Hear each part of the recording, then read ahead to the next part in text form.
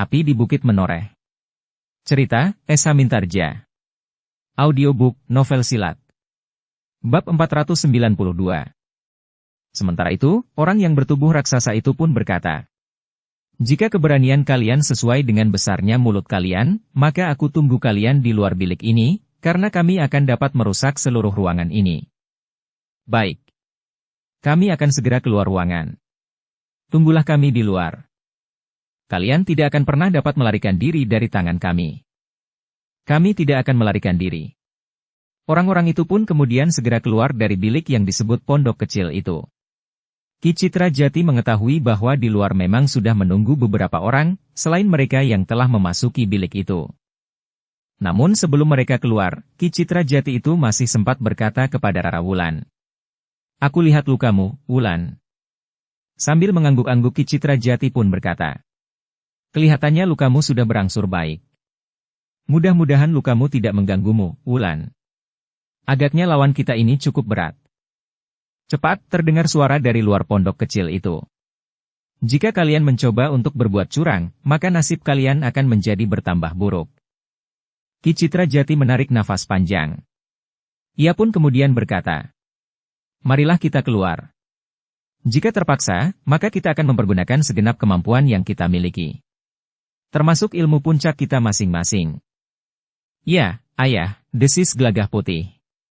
Demikianlah, Ki Citra Jati pun melangkah keluar pintu biliknya, diikuti oleh Nyi Citra Jati.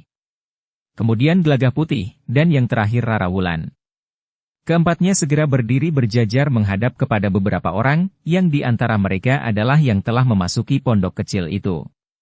Selebihnya ada 1-2 orang berdiri agak jauh dari pintu itu. "Apakah kalian akan melawan kami atau kalian akan menyerah saja, sehingga kalian tidak akan merasa tersiksa di saat-saat terakhir dari hidup kalian?" "Pertanyaan yang bodoh," desis Ki Citra Jati. "Coba, apakah jawab kalian jika aku pun mengajukan pertanyaan serupa? Tetapi kedudukan kita berbeda. Kami dapat bertanya seperti itu, karena kalian tidak mempunyai kesempatan apapun. Kami adalah orang-orang dari perguruan terbesar yang pernah ada di tanah ini. Seperti Kuda Sembada, kalian mengaku orang-orang dari perguruan Kedung Jati?" "Apakah Kakang Kuda Sembada berkata demikian?" bertanya orang bertubuh raksasa itu. "Ya. Kuda Sembada mengaku anggota perguruan Kedung Jati." "Ya. Kami adalah orang-orang dari perguruan Kedung Jati."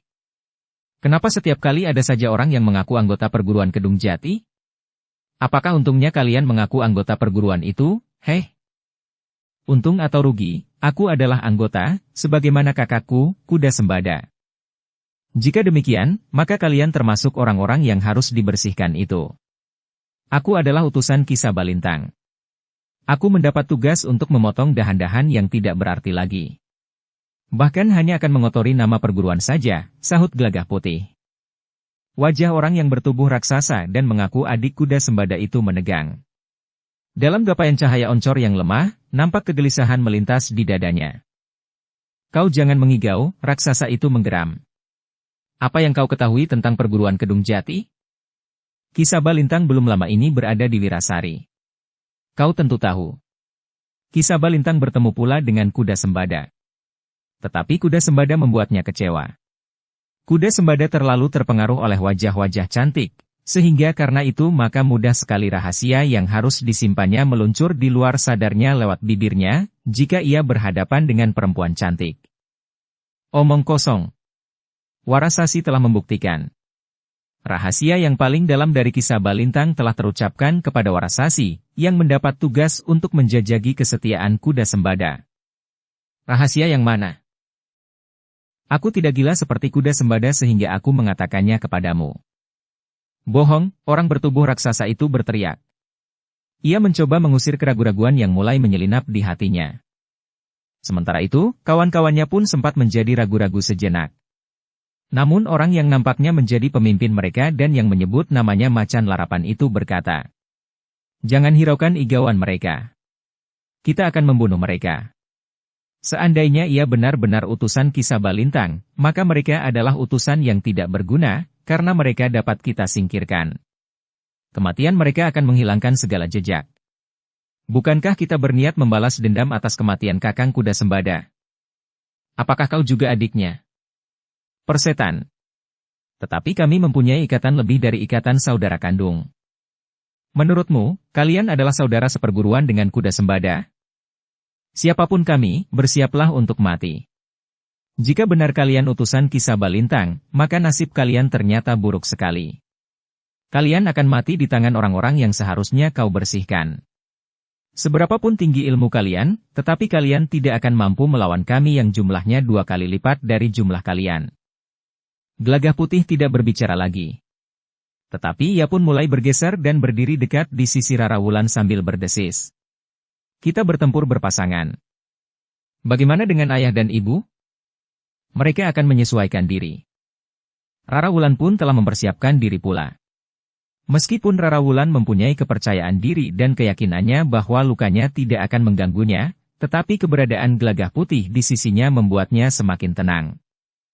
Dalam pada itu, Ki Citra Jati dan Nyi Citra Jati pun segera tanggap akan sikap Gelagah Putih. Karena itu, maka mereka berdua pun juga mengambil jarak dan bersiap untuk menghadapi lawan yang jumlahnya berlipat. Kami bukan kecoak-kecoak seperti mereka yang kebetulan bersama Kakang Kuda Sembada. Mereka adalah tukang pedati, pekatik dan orang-orang dungu yang ingin mendapat kehormatan disebut murid dari perguruan Kedung Jati. Tidak ada yang menyahut. Gelagah Putih dan Rara Wulan seakan-akan tidak mendengarnya. Demikian pula Ki Citra Jati dan Nyi Citra Jati. Demikianlah, maka sejenak kemudian orang-orang yang dipimpin oleh seorang yang menyebut dirinya Macan Larapan itu telah bersiap pula. Jumlah mereka tidak hanya 2 kali lipat. Tetapi mereka semuanya berjumlah 10 orang. Namun 2 orang di antara mereka tidak langsung turun ke arena. Nampaknya mereka bertugas mengamati keadaan. Mereka mengawasi halaman di sekitar arena itu. Jika petugas di penginapan ini turut campur, bunuh saja mereka, geram orang yang menyebut dirinya Macan Larapan. Demikianlah, sejenak kemudian salah seorang yang berhadapan dengan Nyi Citra Jati mulai meloncat menyerang, disusul oleh seorang kawannya. Namun Nyi Citra Jati pun dengan cepat mengelak, dan bahkan Nyi Citra Jati pun mulai membuka serangan pula. Dengan demikian, maka pertempuran mulai membakar halaman belakang penginapan itu.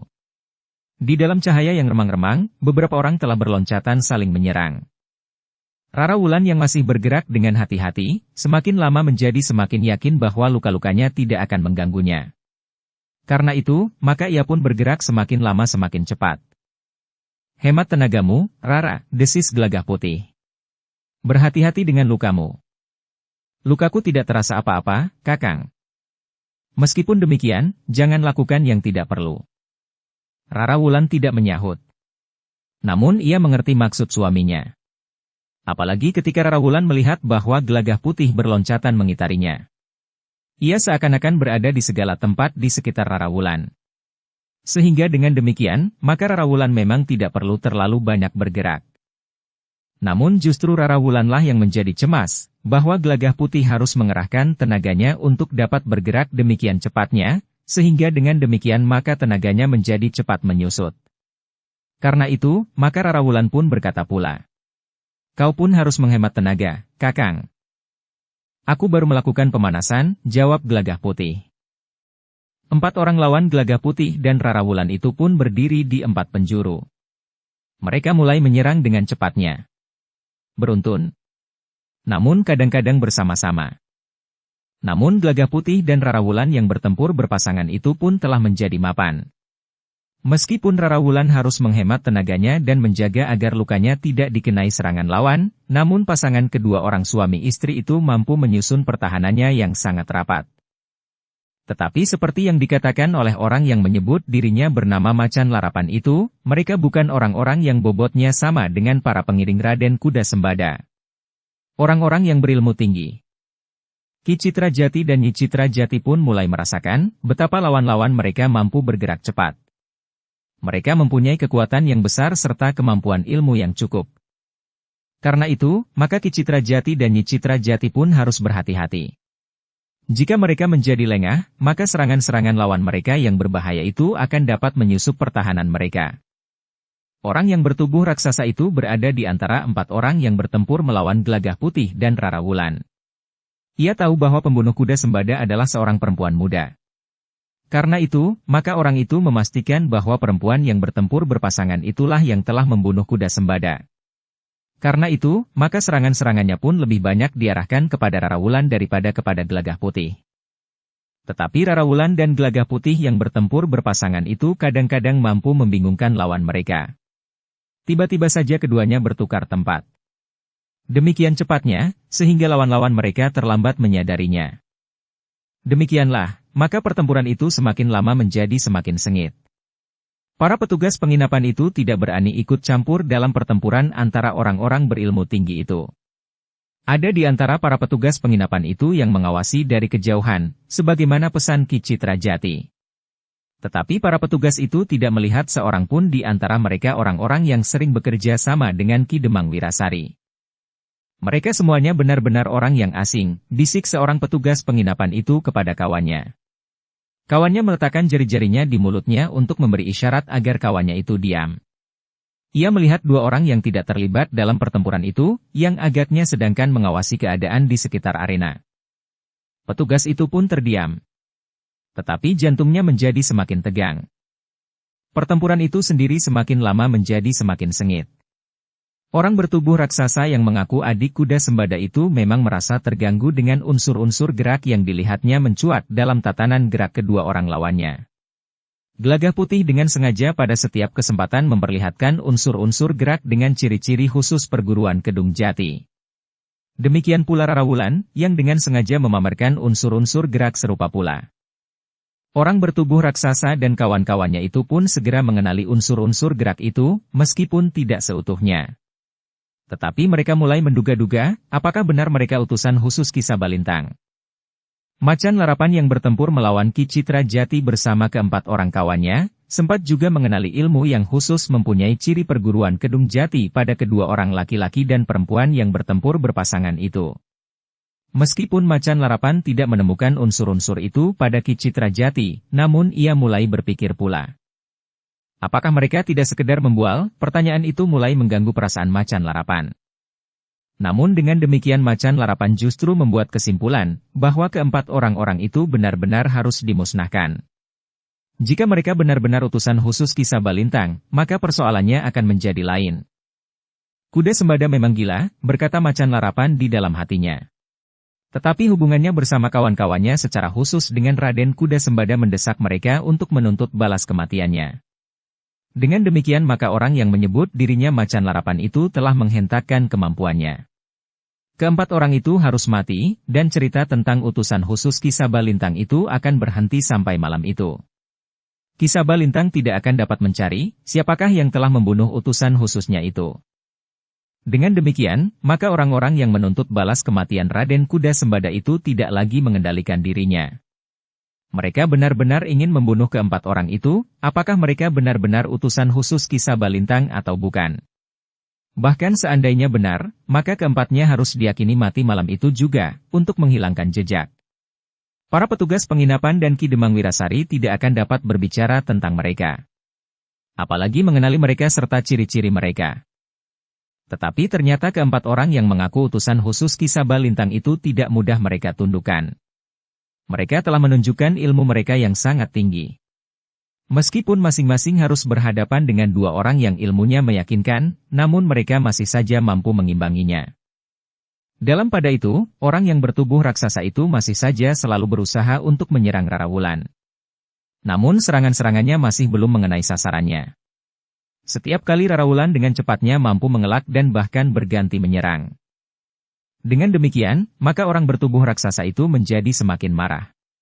Ia ingin segera dapat membalaskan dendam orang yang disebutnya sebagai kakaknya itu. Ketika orang bertubuh raksasa itu menjadi tidak sabar lagi, maka ia pun berkata kepada ketiga orang kawannya. Tahan laki-laki itu. Aku sendiri akan mengakhiri perlawanan perempuan ini. Tentu perempuan ini yang telah membunuh Kakang Kuda Sembada. Ketiga orang kawannya pun segera tanggap. Karena itu, maka mereka bertiga pun memusatkan serangan-serangan mereka terhadap Gelagah Putih. Ternyata Gelagah Putih harus mengerahkan kemampuannya untuk melawan tiga orang berilmu tinggi. Bahkan Gelagah Putih dan Rara Wulan justru mengambil keputusan untuk mengambil jarak di antara mereka. Kakang, biarlah aku hadapi orang itu seorang melawan seorang. Tetapi berhati-hatilah jika kau harus melawan 3 orang. Bertahanlah, mudah-mudahan aku dapat menyelesaikan lawanku lebih cepat, sehingga aku dapat bergabung lagi bersamamu. Kau juga harus berhati-hati, Rara Wulan. Tetapi jika ternyata seorang yang lain bergabung dengan raksasa itu, kita pun akan bergabung kembali. Ya, Kakang. Ingat, hemat tenagamu. Kau juga, Kakang.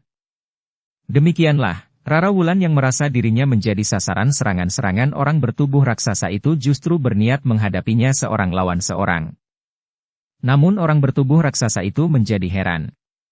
Sebelum ketiga orang kawannya berhasil memaksa Gelagah Putih untuk bergeser terpisah dari Rara Wulan, perempuan itu sendirilah yang dengan sengaja meloncat mengambil jarak. Perempuan yang sombong, geram orang bertubuh raksasa itu.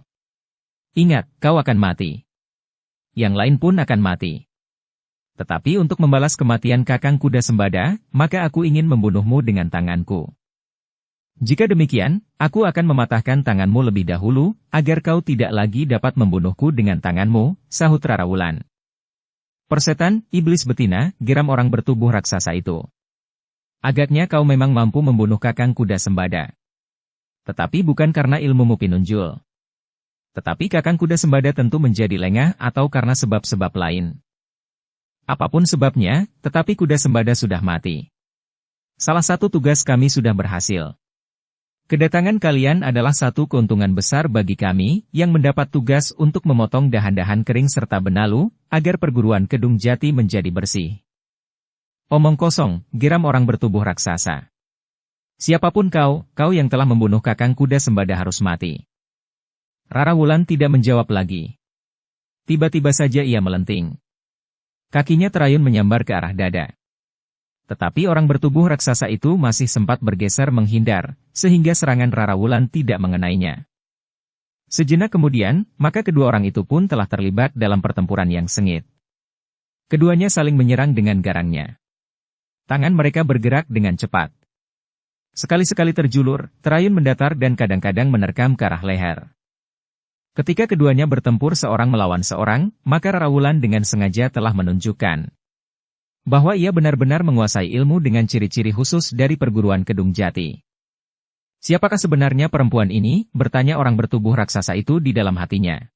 Sementara itu, pengenalan Rara Wulan atas ilmu kanuragan dengan ciri-ciri khusus dari perguruan Kedung Jati, ternyata dapat membantunya. Rara Wulan dapat mengenali kekuatan dan kelemahan-kelemahannya. Demikian pula ilmu yang dimiliki oleh orang bertubuh raksasa itu. Meskipun orang itu sudah sampai pada tataran tertinggi, namun orang itu tidak mampu untuk dengan segera menundukkan Rara Wulan.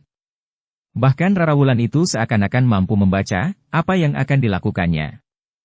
Memotongnya dan kemudian mematahkannya. Iblis betina, geramnya. Apakah benar ia orang dari perguruan Kedung Jati dan menjadi utusan khusus Ki Sabalintang sebagaimana dikatakannya? Orang bertubuh raksasa itu pun telah meningkatkan ilmunya. Ia bergerak semakin cepat. Serangan-serangannya menjadi semakin berbahaya. Rara Wulan pun harus bergerak semakin cepat pula. Dengan menunjukkan beberapa ciri ilmu Kedung Jati, Rara Wulan dapat membuat lawannya menjadi semakin ragu-ragu. Sementara itu, orang bertubuh raksasa itu sendiri sulit untuk dapat menduga-duga tatanan gerak Rara Wulan. Ia tidak selalu berpegang pada ciri perguruan Kedung Jati. Jika orang bertubuh raksasa itu mulai berusaha untuk mengikuti unsur-unsur gerak Rara Wulan yang bersumber dari perguruan Kedung Jati, maka Rara Wulan telah mengacaukannya. Rara Wulan tidak hanya berpijak pada satu jalur perguruan. Setiap kali, jika Rara Wulan berlatih bersama Agung Sedayu atau Gelagah Putih, maka keduanya berusaha untuk membahas kelemahan-kelemahan yang terdapat dalam ilmu yang diwarisinya dari perguruan Kedung Jati melalui Sekar Mirah. Sekar Mirah sendiri, Agung Sedayu dan Gelagah Putih, bahkan sekali-sekali Ki Jayaraga, telah berusaha membantunya, menutup kelemahan-kelemahan itu dengan unsur-unsur yang disadapnya dari jalur perguruan lain. Agaknya itulah yang tidak dilakukan oleh orang bertubuh raksasa itu. Meskipun tataran ilmunya di dalam perguruan Kedung Jati tidak kalah dari Kuda Sembada, namun berhadapan dengan Rara Wulan, sebagaimana Kuda Sembada, ia pun mengalami kesulitan. Dalam pada itu, Gelagah Putih harus bekerja keras untuk menghadapi ketiga orang lawannya yang berilmu tinggi. Beberapa kali Gelagah Putih harus berloncatan untuk mengambil jarak. Ketiga orang lawannya mampu bekerja sama dengan baik untuk menekannya dan menggiringnya ke sudut halaman. Sedangkan Ki Citra Jati dan Nyi Citra Jati pun harus bertempur dengan mengerahkan kemampuan mereka.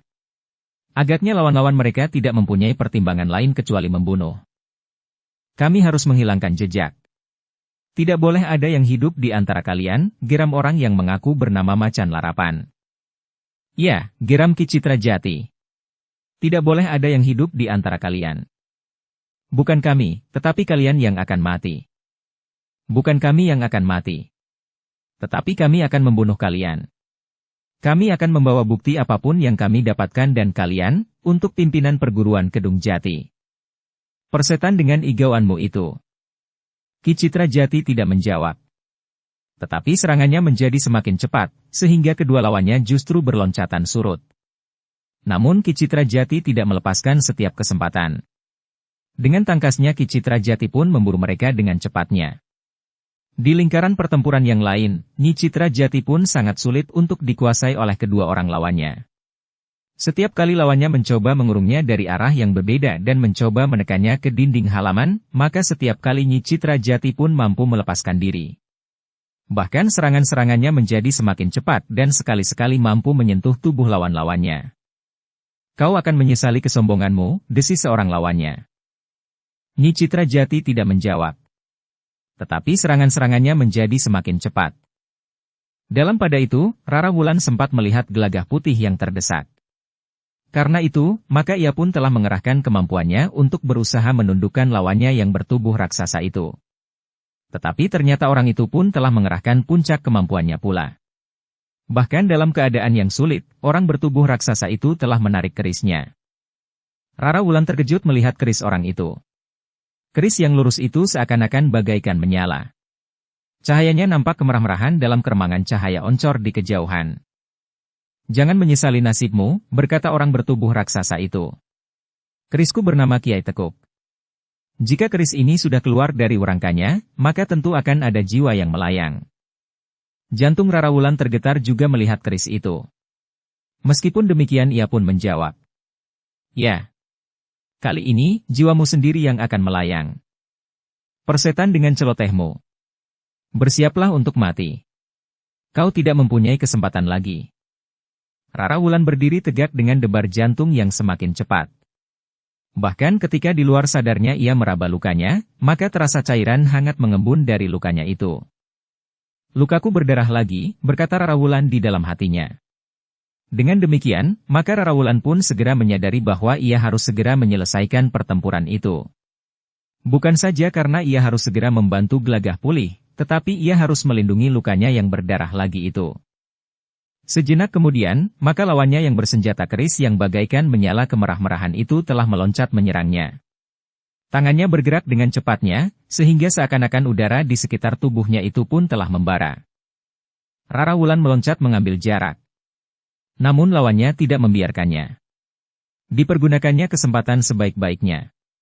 Dengan loncatan panjang orang itu pun telah memburu Rara Wulan dengan kerisnya yang berputaran. Rara Wulan seakan-akan telah kehilangan kesempatan untuk menyerang. Sulit baginya untuk menembus perisai bara api yang merah di seputar tubuh orang bertubuh raksasa itu. Ini bukan saja kemampuan ilmu Kedung Jati, berkata Rara Wulan di dalam hatinya. Tetapi keris orang itu memang keris yang baik.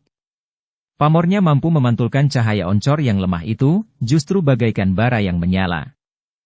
Rara Wulan masih berusaha untuk mencari celah-celah putaran senjata lawannya. Namun agaknya Rara Wulan mengalami kesulitan. Sementara itu, lawannya berusaha untuk menekan Rara Wulan sampai melekat dinding halaman, sebagaimana dilakukan oleh lawan-lawan gelagah putih. Dengan demikian, maka Rara Wulan tidak mempunyai pilihan lain kecuali menyelesaikan lawannya dengan ilmu puncaknya. Ilmu yang diwarisinya dari ibu angkatnya. Aji Pacarwuta Pusparinonce. Demikianlah, ketika punggung Rara Wulan menyentuh dinding halaman, maka ia mendengar lawannya itu tertawa sambil berkata, "Kau tidak akan dapat lari lagi, iblis betina. Dendam dan sakit hati Kakang Kuda Sembada akan terbalaskan. Tengadahkan wajahmu. Pandanglah bintang-bintang untuk yang terakhir kalinya. Kemudian tundukkan kepalamu, sebut nama bapak ibumu. Kau akan mati di penginapan ini." Jika kau benar utusan khusus Ki Sabalintang, maka Ki Sabalintang akan menemukan 4 sosok mayat orang-orangnya yang terpercaya. Rara Wulan tidak menjawab. Tetapi kesempatan itu dipergunakannya untuk memusatkan nalar budinya, membangunkan ilmu puncaknya, Aji Pacarwuta. Orang bertubuh raksasa itu tertawa berkepanjangan sambil berdiri dengan kaki renggang. Kerisnya berputaran di tangan kanannya. Bersiaplah, sekarang saatnya kau mati. Ternyata bahwa kawan-kawannya pun berusaha untuk dapat melihat apa yang akan terjadi dengan perempuan yang telah membunuh Raden Kuda Sembada itu. Ia tidak dapat lagi bergeser, karena punggungnya melekat dinding. Dalam pada itu, Gagah Putih, Ki Citra Jati dan Nyi Citra Jati pun seakan-akan dengan sengaja memberikan kesempatan kepada lawan-lawan mereka untuk menyaksikan apa yang akan terjadi. Pada saat itu Rara Wulan tidak lagi mampu bergeser surut, sementara lawannya yang bersenjata keris itu terus mendesaknya. Putaran keris yang kemerah-merahan itu seakan-akan tidak memberikan celah bagi Rara Wulan untuk menghindarkan diri. Rara Wulan pun menyadari keadaannya, sementara darahnya mulai menitik dari lukanya yang masih belum sembuh benar itu. Sementara itu, sebenarnya lah bahwa Rara Wulan pun telah siap untuk melontarkan ilmu puncaknya. Sekarang, anak manis, teriak orang bertubuh raksasa itu. Namun ketika raksasa itu siap untuk meloncat, Rara Wulan mengayunkan telapak tangannya yang menghadap ke arah lawannya itu bergerak, sambil menghantak. Seleret sinar putih yang seakan-akan berangkai meluncur dari telapak tangan Rara Wulan. Demikian cepat dan tiba-tiba. Orang yang bertubuh raksasa itu terkejut. Tetapi ia tidak mempunyai kesempatan menghindar. Pada saat ia meloncat sambil mengayunkan kerisnya, maka jaraknya menjadi dekat sekali. Nyi Citra Jati yang melihat tatanan gerak Rara Wulan dalam puncak kemampuannya, di luar sadarnya berdesis. Kemampuan anak itu menjadi semakin matang. Dalam pada itu, ketika sinar yang seakan-akan berangkai meluncur dari tangan Rara Wulan itu membentur tubuh raksasa itu, maka tubuh yang tinggi besar itu telah terpelanting, terlempar beberapa langkah surut. Keris yang membara itu terlempar dari tangannya dan jatuh beberapa langkah dari tubuhnya, yang terbanting seperti sebatang pohon yang roboh.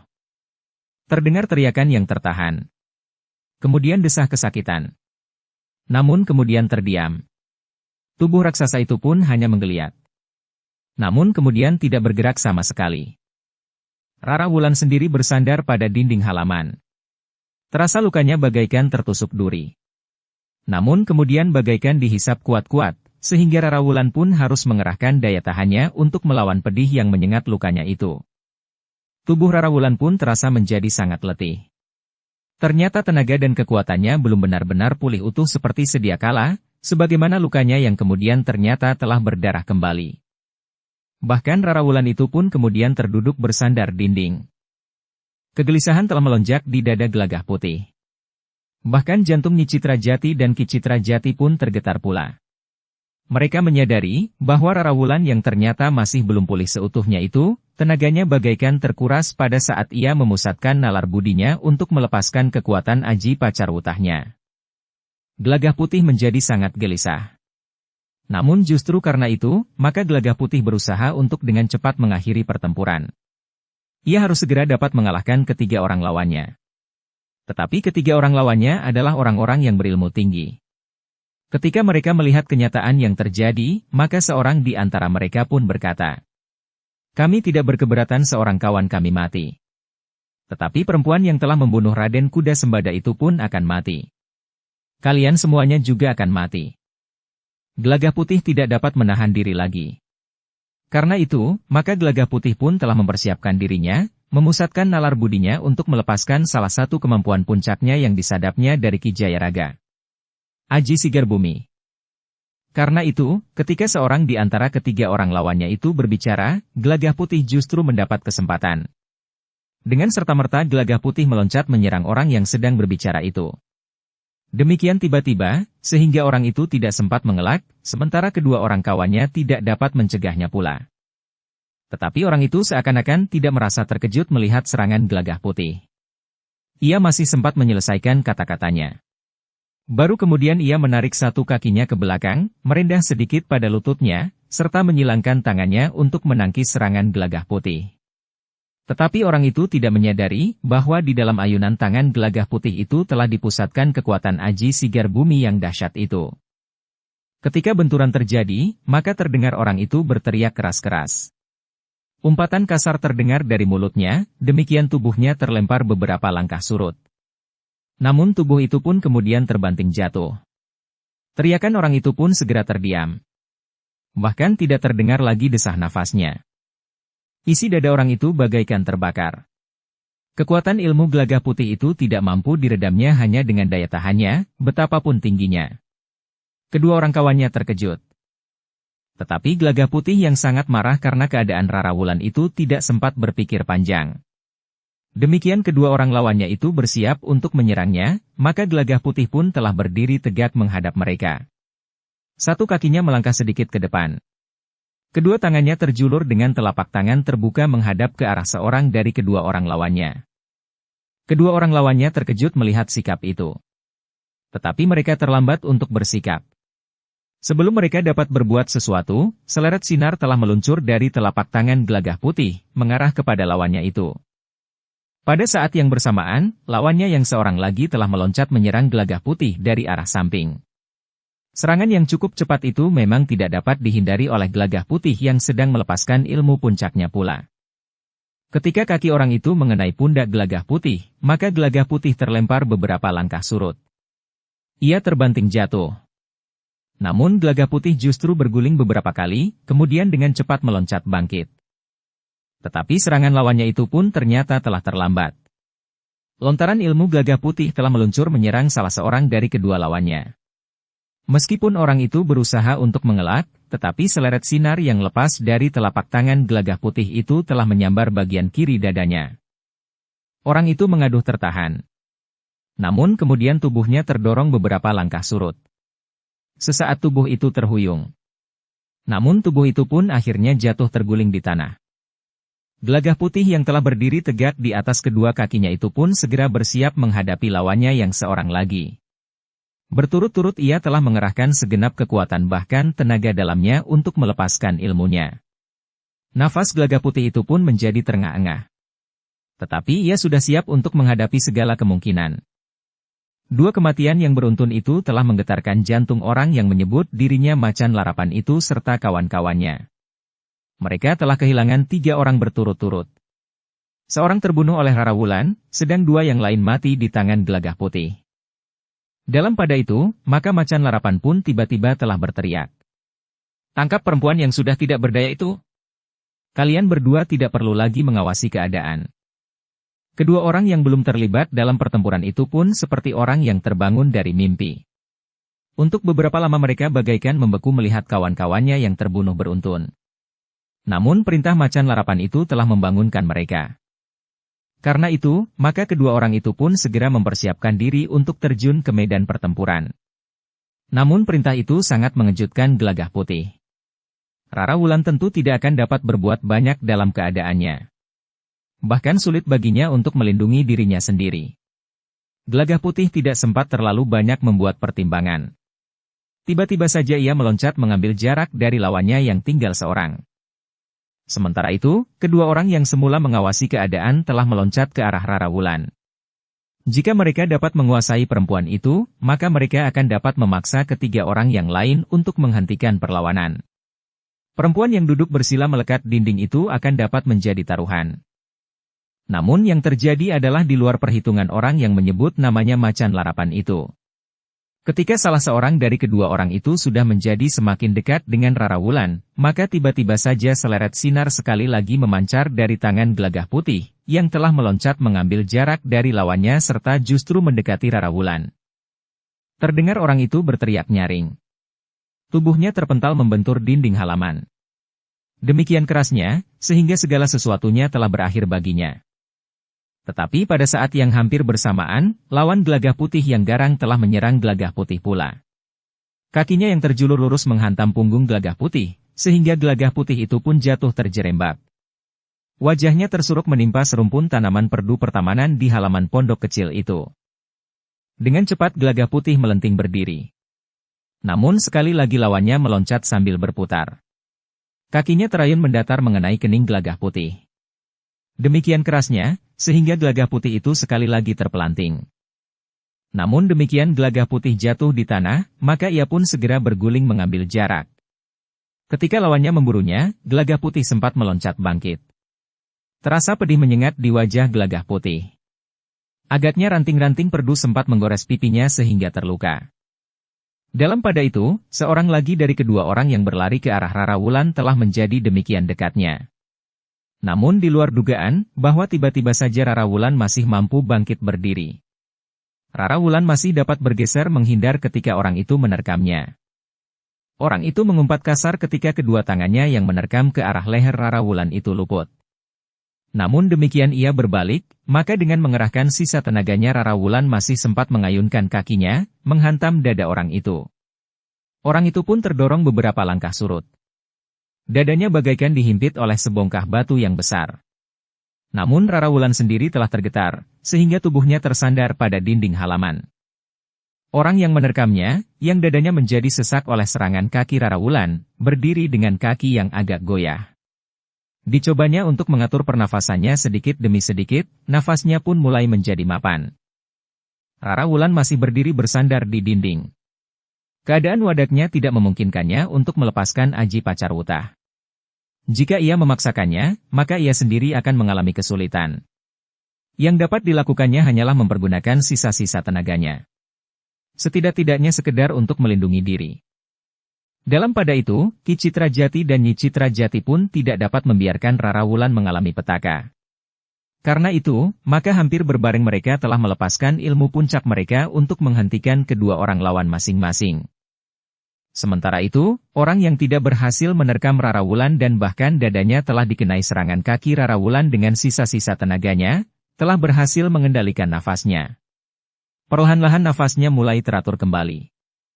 Kau sudah tidak berdaya, geram orang itu sambil bergeser mendekati Rara Wulan. Kau masih mencoba menyerangku. Maka kau tidak akan dapat mempertahankan keseimbanganmu lagi. Kau akan kehabisan tenaga dan jatuh terguling. Begitu mudahnya aku akan dapat menguasaimu. Rara Wulan tidak menjawab. Tetapi ia harus melawan, apapun yang akan terjadi.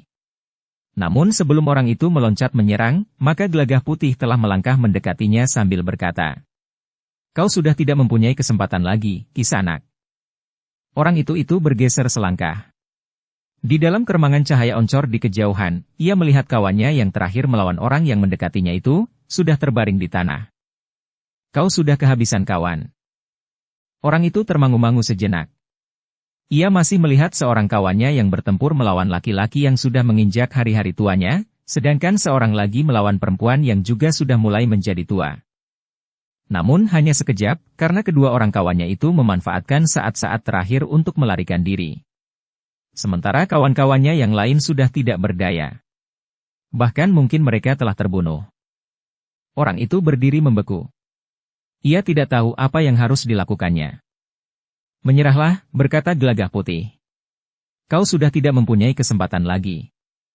Orang itu masih tetap berdiri tegak tanpa mengucapkan sepatah kata pun. Namun seperti yang dikatakan oleh orang yang melangkah mendekatinya itu, bahwa ia sudah kehabisan kawan. 7 orang terbaring diam. Entah sudah mati atau pingsan, atau masih hidup tetapi sudah tidak berdaya lagi. Menyerahlah, berkata Gelagah Putih sekali lagi. Aku beri kesempatan kau melihat keadaan kawan-kawanmu. Mungkin kau akan segera dapat mengambil kesimpulan, apa yang harus kau lakukan. Orang itu masih terdiam. 2 orang kawannya yang terakhir sudah melarikan diri pada saat perhatian lawannya tertuju kepada pasangan mereka bertempur. Mereka tidak membantu kawannya yang terdesak, tetapi mereka mempergunakan kesempatan untuk melarikan diri. Orang itu memang merasa kecewa terhadap kawan-kawannya itu. Mereka telah dengan sengaja mengorbankan kawan sendiri untuk mendapat kesempatan meninggalkan arena. Apakah aku harus mengorbankan nyawaku bagi mereka, yang ternyata adalah pengecut yang licik? Bertanya orang itu kepada dirinya sendiri di dalam hatinya. Dengar. Ini kesempatanmu yang terakhir. Lihat kawan-kawanmu, apakah mereka masih hidup atau sudah mati? Kemudian, apakah kau akan membunuh diri atau tidak? Orang itu tidak menjawab. Tetapi ia melangkah mendekati kawannya yang terlempar membentur dinding halaman. Ternyata nafasnya telah benar-benar terhenti. Demikian pula kawannya yang seorang. Yang seorang lagi, dan yang seorang lagi. Mereka yang dikenai puncak kemampuan dari keempat orang yang tinggal di pondok kecil itu, bagian dalam tubuhnya seakan-akan telah menjadi hangus. Sementara orang itu melihat kawan-kawannya yang terbaring, diawasi oleh Ki Citra Jati dan Nyi Citra Jati, Gelagah Putih telah memapah Rara Wulan ke biliknya. Aku akan membawanya masuk, ayah dan ibu. Tolong, jangan biarkan orang itu pergi. Baik, Nger, jawab Ki Citra Jati. Gelagah Putih pun kemudian membaringkan Rara Wulan di pembaringan. Tubuh Rara Wulan menjadi sangat lemah. Darah masih saja menitik dari lukanya yang masih belum sembuh benar. Aku obati lukamu untuk sementara, Rara, berkata Gelagah Putih sambil mengambil obat dari atas geledek. Obat yang sehari-hari dipergunakan oleh Ki Citra Jati untuk mengobati luka di pundak Rara Wulan itu. Namun tiba-tiba saja mereka terkejut. Mereka mendengar teriakan seseorang di halaman pondok kecil di bagian belakang penginapan itu. Rara Wulan, berkata Gelagah Putih. Kau berbaring saja di sini. Jangan bangkit. Aku tidak akan jauh dari pintu. Rara Wulan mengangguk. Gelagah Putih pun melihat Ki Citra Jati dan Nyi Citra Jati berjongkok di sebelah-menyebelah sesosok tubuh orang yang masih tersisa. Sebuah pisau belati tertancap di dadanya. Apa yang terjadi? Bertanya Gelagah Putih. Kedua orang yang tersisa berusaha membunuh kawannya yang menyerah ini. Mereka melemparkan pisau itu dari atas dinding halaman. Seorang sempat melemparkan pisaunya. Kami telah menyelesaikan orang terakhir dari 10 orang yang datang. Gelagah Putih menarik nafas panjang. Ia melihat seorang yang terbaring melekat dinding di bawah bayangan sebatang pohon yang rindang. Ia pun melihat segerumbul daun pohon itu menjadi layu seakan-akan tersentuh api. Agaknya Ki Citra Jati telah menyerang orang itu pada saat ia berdiri di atas dinding, di belakang rimbunnya dedaunan, untuk melemparkan pisau ke dada kawannya yang menyerah. Yang seorang lagi jatuh keluar pagar, desis Nyi Citra Jati. Oh, Gelagah Putih mengangguk-angguk. Namun tiba-tiba saja ia mendengar orang yang terbaring itu merintih. Agaknya orang itu masih hidup. Aku obati lukamu, berkata Ki Citra Jati. Tidak ada gunanya, Kisanak, jawab orang itu. Tetapi aku tidak mau menerima kenyataan ini. Kawan-kawanku tidak berusaha membebaskan aku, tetapi justru membunuh aku untuk menghilangkan jejak. Kedua kawanmu itu pun telah terbunuh. Tetapi aku masih mendendam. Aku belum ingin mati. Karena itu, aku obati lukamu. Terlambat, Kisanak. Aku akan mencobanya. Tidak usah, Kisanak. Apa yang akan kau lakukan sekarang dengan dendammu itu? Aku minta tolong, sampaikan kepada Ki Sabalintang bahwa Macan Larapan telah berkhianat, desah orang itu terengah-engah. Ia telah melakukan banyak kejahatan untuk kepentingan dirinya sendiri, sebagaimana kuda sembada. Tetapi Macan Larapan sudah mati. Masih ada kelompoknya, yang akan melanjutkan pengkhianatannya itu. Nyi Citra Jati pun menyahut. Jika kau belum ingin mati, biarlah kami berusaha. Tidak ada gunanya. Aku belum ingin mati, tetapi aku akan mati. Karena itu, aku mendendam Macan Larapan. Apakah namanya memang Macan Larapan atau sekedar terloncat dari bibirnya saja? Namanya memang Macan Larapan, desis orang itu. Katakan, Kisanak. Apa yang ingin kau sampaikan kepada Ki Sabalintang, desis Gelagah Putih. Orang itu menjadi terengah-engah. Dengan suara yang bergetar dan tersendat ia pun berkata. Ia telah berkhianat. Ia telah mencemarkan nama baik perguruan Kedung Jati. Aku bertugas untuk memotong dahan-dahan yang menyimpang benalu. Sebut nama Dandang Pamotan. Aku belum pernah mendengar nama itu. Ki Sabalintang tidak pernah menyebutnya. Ia termasuk dalam kelompok Macan Larapan. Siapa lagi? Kalau kau bertemu dengan Dandang Pamotan, kau akan bertemu dengan beberapa orang lain. Baik. Aku akan berhubungan dengan Ki Sabalintang. Tetapi aku sudah lama melakukan tugas yang diperintahkannya kepadaku. Sejak Ki Sabalintang meninggalkan Wirasari. Ia melihat betapa kotornya nama perguruan Kedung Jati di sini. Karena itu aku bertugas untuk membersihkannya. Aku diperintahkannya untuk menunggu Ki Sabalintang di Wirasari. Tetapi jika keadaan memaksa, dapatkah kau menunjukkan di mana Ki Sabalintang berada di saat terakhir? Ia berada di sekitar Pucang Keret. Pucang Keret di sebelah barat tanah perdikan menoreh? Ya. Ki Sabalintang ingin mendapatkan pasangan dari tongkat baja putihnya. Sudah beberapa kali dicoba. Aku ikut dalam pasukannya ketika Ki Sabalintang menyerang tanah perdikan Menoreh. Tetapi tidak berhasil. Nafas orang itu pun menjadi tersengal-sengal. Tetapi ia masih ingin berbicara. Betapapun susahnya, namun terdengar kata-katanya. Cari Ki Sabalintang. Dendamku kepada kawan-kawanku yang aku anggap senasib sepenanggungan. Baik, Kisanak. Aku juga berpesan bahwa kami belum sempat menemui Ki Lambung Jimat. Aku akan melakukannya. Siapakah Ki Lambung Jimat? Kau belum mengenal Ki Lambung Jimat? Ia seorang yang dekat dengan Ki Sabalintang. Tentu belum lama. Mungkin sejak ia berada di Wirasari. Sementara itu, aku sudah ditugaskannya untuk mencari dahan-dahan yang mengandung benalu. Aku pun tidak pernah bertugas sebagai penghubung sebagaimana kalian. Nafas orang itu semakin sendat.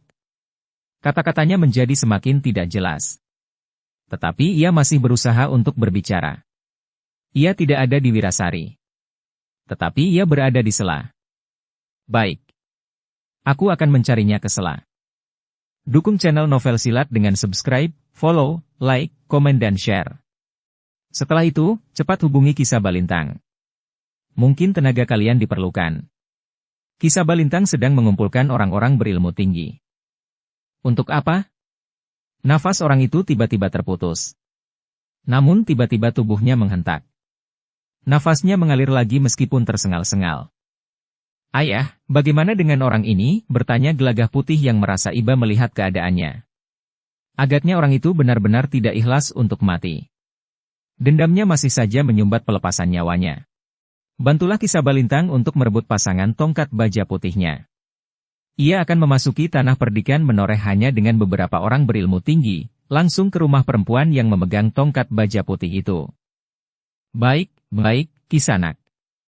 Temui Ki Lambung Jimat. Bunuh saja Dandang Pamotan.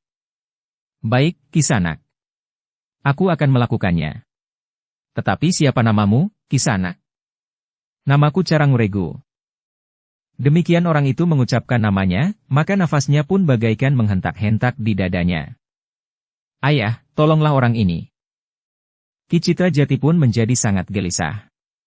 Kemudian katanya, aku tidak mengerti apa yang harus aku lakukan, tetapi ambil obat di atas geledek itu. Tentu bukan serbuk obat untuk luka, tetapi cairan itu, jika ketahanan tubuhnya dapat dibantu, mungkin ia dapat bertahan. Gelagah Putih pun segera bangkit berdiri dan berlari ke biliknya. Rara Wulan yang terkejut hampir saja bangkit. Tetapi dengan cepat Gelagah Putih berkata, jangan bergerak, Rara. Aku hanya mengambil cairan itu untuk mengobati seseorang yang terluka di dadanya. Mungkin pisau belati yang tertancap di dadanya itu menyentuh jantungnya. Gelagah Putih tidak menunggu jawaban Rara Wulan. Setelah Rara Wulan berbaring kembali, maka Gelagah Putih pun segera menyambar obat yang sudah dicairkan dengan air masak. Obat itu juga yang diberikan kepada Rara Wulan untuk meningkatkan daya tahan tubuhnya, sehingga tidak menjadi terlalu lemah. Bahkan Rara Wulan sendiri merasa seakan-akan tenaganya telah pulih kembali. Ketika ia sampai di halaman, ternyata orang yang menyebut namanya Caranguregu itu sudah meninggal. Terlambat, desis Gelagah Putih. Aku pun tidak yakin bahwa obat itu akan berarti baginya. Saat-saat terakhir dari seseorang memang berada di luar kemampuan siapapun juga untuk mencegahnya. Namun Caranguregu telah memaksa diri pada kesempatannya yang terakhir itu, menyatakan gejolak perasaannya. Tetapi sebagian dari kata-katanya sudah lepas kendali, sehingga ia telah menyebutkan satu rahasia yang besar tentang keberadaan Ki Sabalintang. Ya, nampaknya yang dikatakannya seakan-akan sebuah igauan. Tetapi dasarnya adalah kenyataan yang diketahuinya. Gelagah Putih, berkata Ki Citra Jati kemudian. Nampaknya Ki Sabalintang berniat untuk mengambil apa yang dikatakan oleh Caranguregu sebagai pasangan tongkat baja putihnya itu. Ya, Ayah. Satu bahaya yang mungkin akan menerkam keluarga Kakang Agung Sedayu. Gelagah Putih. Nyi Citra Jati pun telah menanggapinya pula. Kami tidak tahu pasti apa yang akan terjadi. Tetapi nampaknya memang ada bahaya besar yang perlu diketahui oleh keluargamu itu. Gelagah Putih menarik nafas dalam-dalam. Namun mereka tidak dapat berbicara lebih lanjut tentang persoalan pasangan tongkat baja putih itu, karena beberapa orang petugas penginapan itu telah memasuki halaman pondok kecil itu, setelah mereka yakin bahwa pertempuran telah selesai. Mereka telah terbunuh, desis pemilik penginapan yang dengan cemas mengikuti perkembangan keadaan. Bukan niat kami membunuh. Kami tidak mempunyai pilihan lain. Kami mengerti. Kami minta maaf bahwa kehadiran kami di penginapan ini mungkin akan membuat kesulitan bagi kelangsungan penginapan ini sendiri. Tidak. Tidak apa-apa. Persoalan yang terjadi adalah di luar batas-batas kewenangan kami. Apalagi kalian mampu mengatasi keadaan. Seandainya tidak, sehingga kalianlah yang menjadi korban, mungkin sekali pengaruhnya akan besar bagi kelangsungan hidup penginapan ini. Ki Citra Jati mengangguk-angguk. Sementara pemilik penginapan itu berkata selanjutnya. Kematian mereka yang menginap di penginapan ini, akan meninggalkan kesan yang mencemaskan bagi mereka yang ingin menginap di sini. Syukurlah jika peristiwa yang terjadi ini tidak akan menimbulkan masalah bagi penginapan ini. Tidak. Aku yakin, tidak. Bahkan cerita tentang orang-orang berilmu tinggi yang pernah menginap di pondok kecil ini akan membuat bilik yang tidak bersekat itu mendapat banyak perhatian. Ki Citra Jati tersenyum. Namun ia pun kemudian berkata, ada sekitar 10 orang yang terbunuh. Bagaimana aku dapat menguburkan mereka? Jangan cemaskan mayat-mayat itu. Aku akan mengerahkan orang-orangku, dan aku akan dapat minta bantuan orang-orang di sekitar penginapan ini. Sekarang, jika kalian ingin beristirahat, beristirahatlah. Biarlah kami yang mengurus orang-orang yang terbunuh ini. Ada satu sosok di luar dinding halaman ini, berkata Nyi Citra Jati. Baik. Kami akan menyelesaikan mereka. Biarlah para petugas memanggil orang-orang di sekitar penginapan yang sudah terbiasa kami minta bantuannya untuk banyak hal. Terima kasih. Kami mengucapkan terima kasih. Ki Citra Jati dan Nyi Citra Jati pun kemudian memasuki pondok kecil. Mereka pun segera merawat Rara Wulan yang masih terbaring. Sementara itu Gelagah Putih melibatkan diri bersama para petugas di penginapan itu, mengumpulkan beberapa orang yang telah terbunuh di dalam pertempuran itu. Namun dengan demikian, semalam suntuk mereka tidak memejamkan mata. Bahkan orang-orang yang menginap di penginapan itu tidak dapat tidur. Meskipun mereka tidak terlibat, dan bahkan pertempuran itu terjadi di bagian belakang penginapan sehingga seakan-akan terjadi di tempat yang terpisah, namun ketegangan telah mencengkam jantung mereka. Ketika fajar menyingsing, maka persiapan penguburan pun telah dilakukan. Beberapa orang yang terbiasa diupah untuk berbagai keperluan telah sibuk, dan bahkan yang lain telah sibuk pula di kuburan untuk menggali lubang bagi mereka yang terbunuh. Sebelum matahari terbit, Ki Demang dan Ki Jagabaya telah berada di penginapan itu pula. Ki Citra Jati dan Nyi Citra Jati pun segera menemui mereka. Dengan nada dalam Ki Citra Jati pun berkata, kami mengucapkan terima kasih atas peringatan Ki Demang akan kehadiran orang-orang yang bermaksud jahat itu. Ki Demang termangu-mangu sejenak. Namun kemudian ia pun berkata, kami minta maaf atas sikap dan kekasaran kami. Ki Jagabaya sangat berterima kasih bahwa ia masih sempat melihat matahari terbit di hari berikutnya. Bahkan ternyata ia sudah dapat sampai di sini pula sekarang. Ki Citra Jati tersenyum. Sementara Nyi Citra Jati pun berkata, kamilah yang harus minta maaf. Tidak, Nyi. Kami mengaku bersalah. Tetapi Ki Demang sudah memberikan peringatan kepada kami akan kehadiran orang-orang yang dipimpin Macan Larapan, dan mengaku dari perguruan Kedung Jati. Ya. Ketika mereka datang kepadaku, baru aku sadari setelah aku mengamati perbedaan sikap kalian dengan orang-orang yang menurut keterangan mereka adalah saudara seperguruan, dan bahkan ada di antara mereka saudara kandung Raden Kuda Sembada. Perbedaan sikap itu meyakinkan aku, bahwa kalian bukan orang yang pantas diperas dan dimusuhi. Terima kasih, Ki Demang.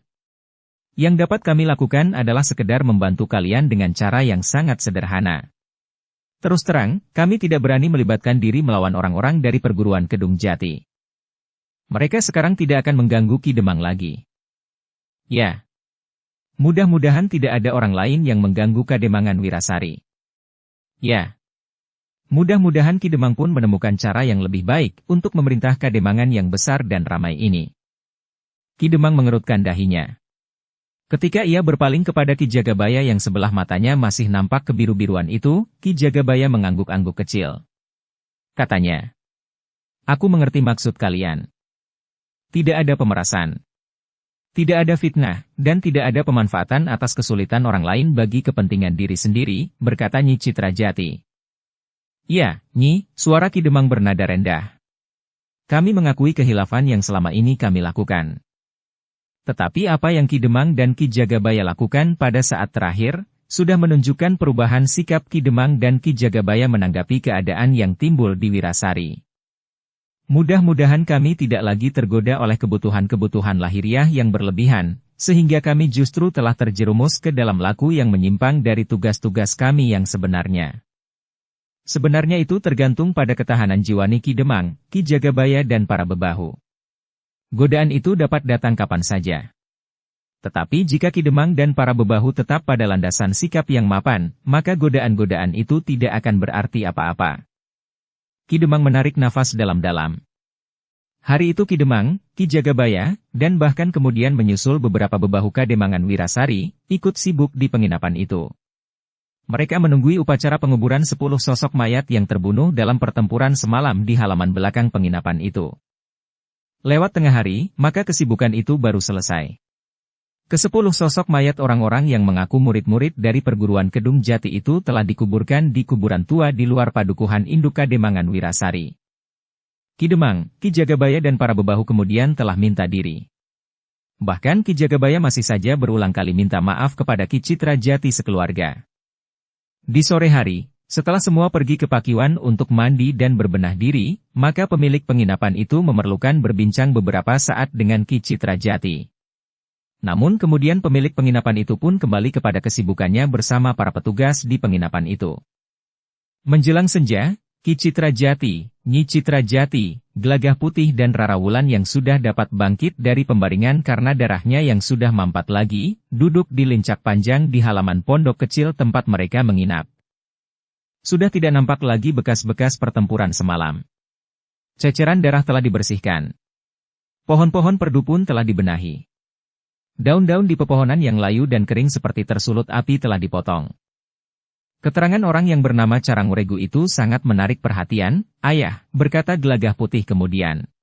Rara Wulan pun sudah mendengar pula dari Gelagah Putih, apa yang dikatakan oleh orang yang mengaku bernama Caranguregu, yang dibunuh oleh kawan-kawannya sendiri untuk menghilangkan jejak.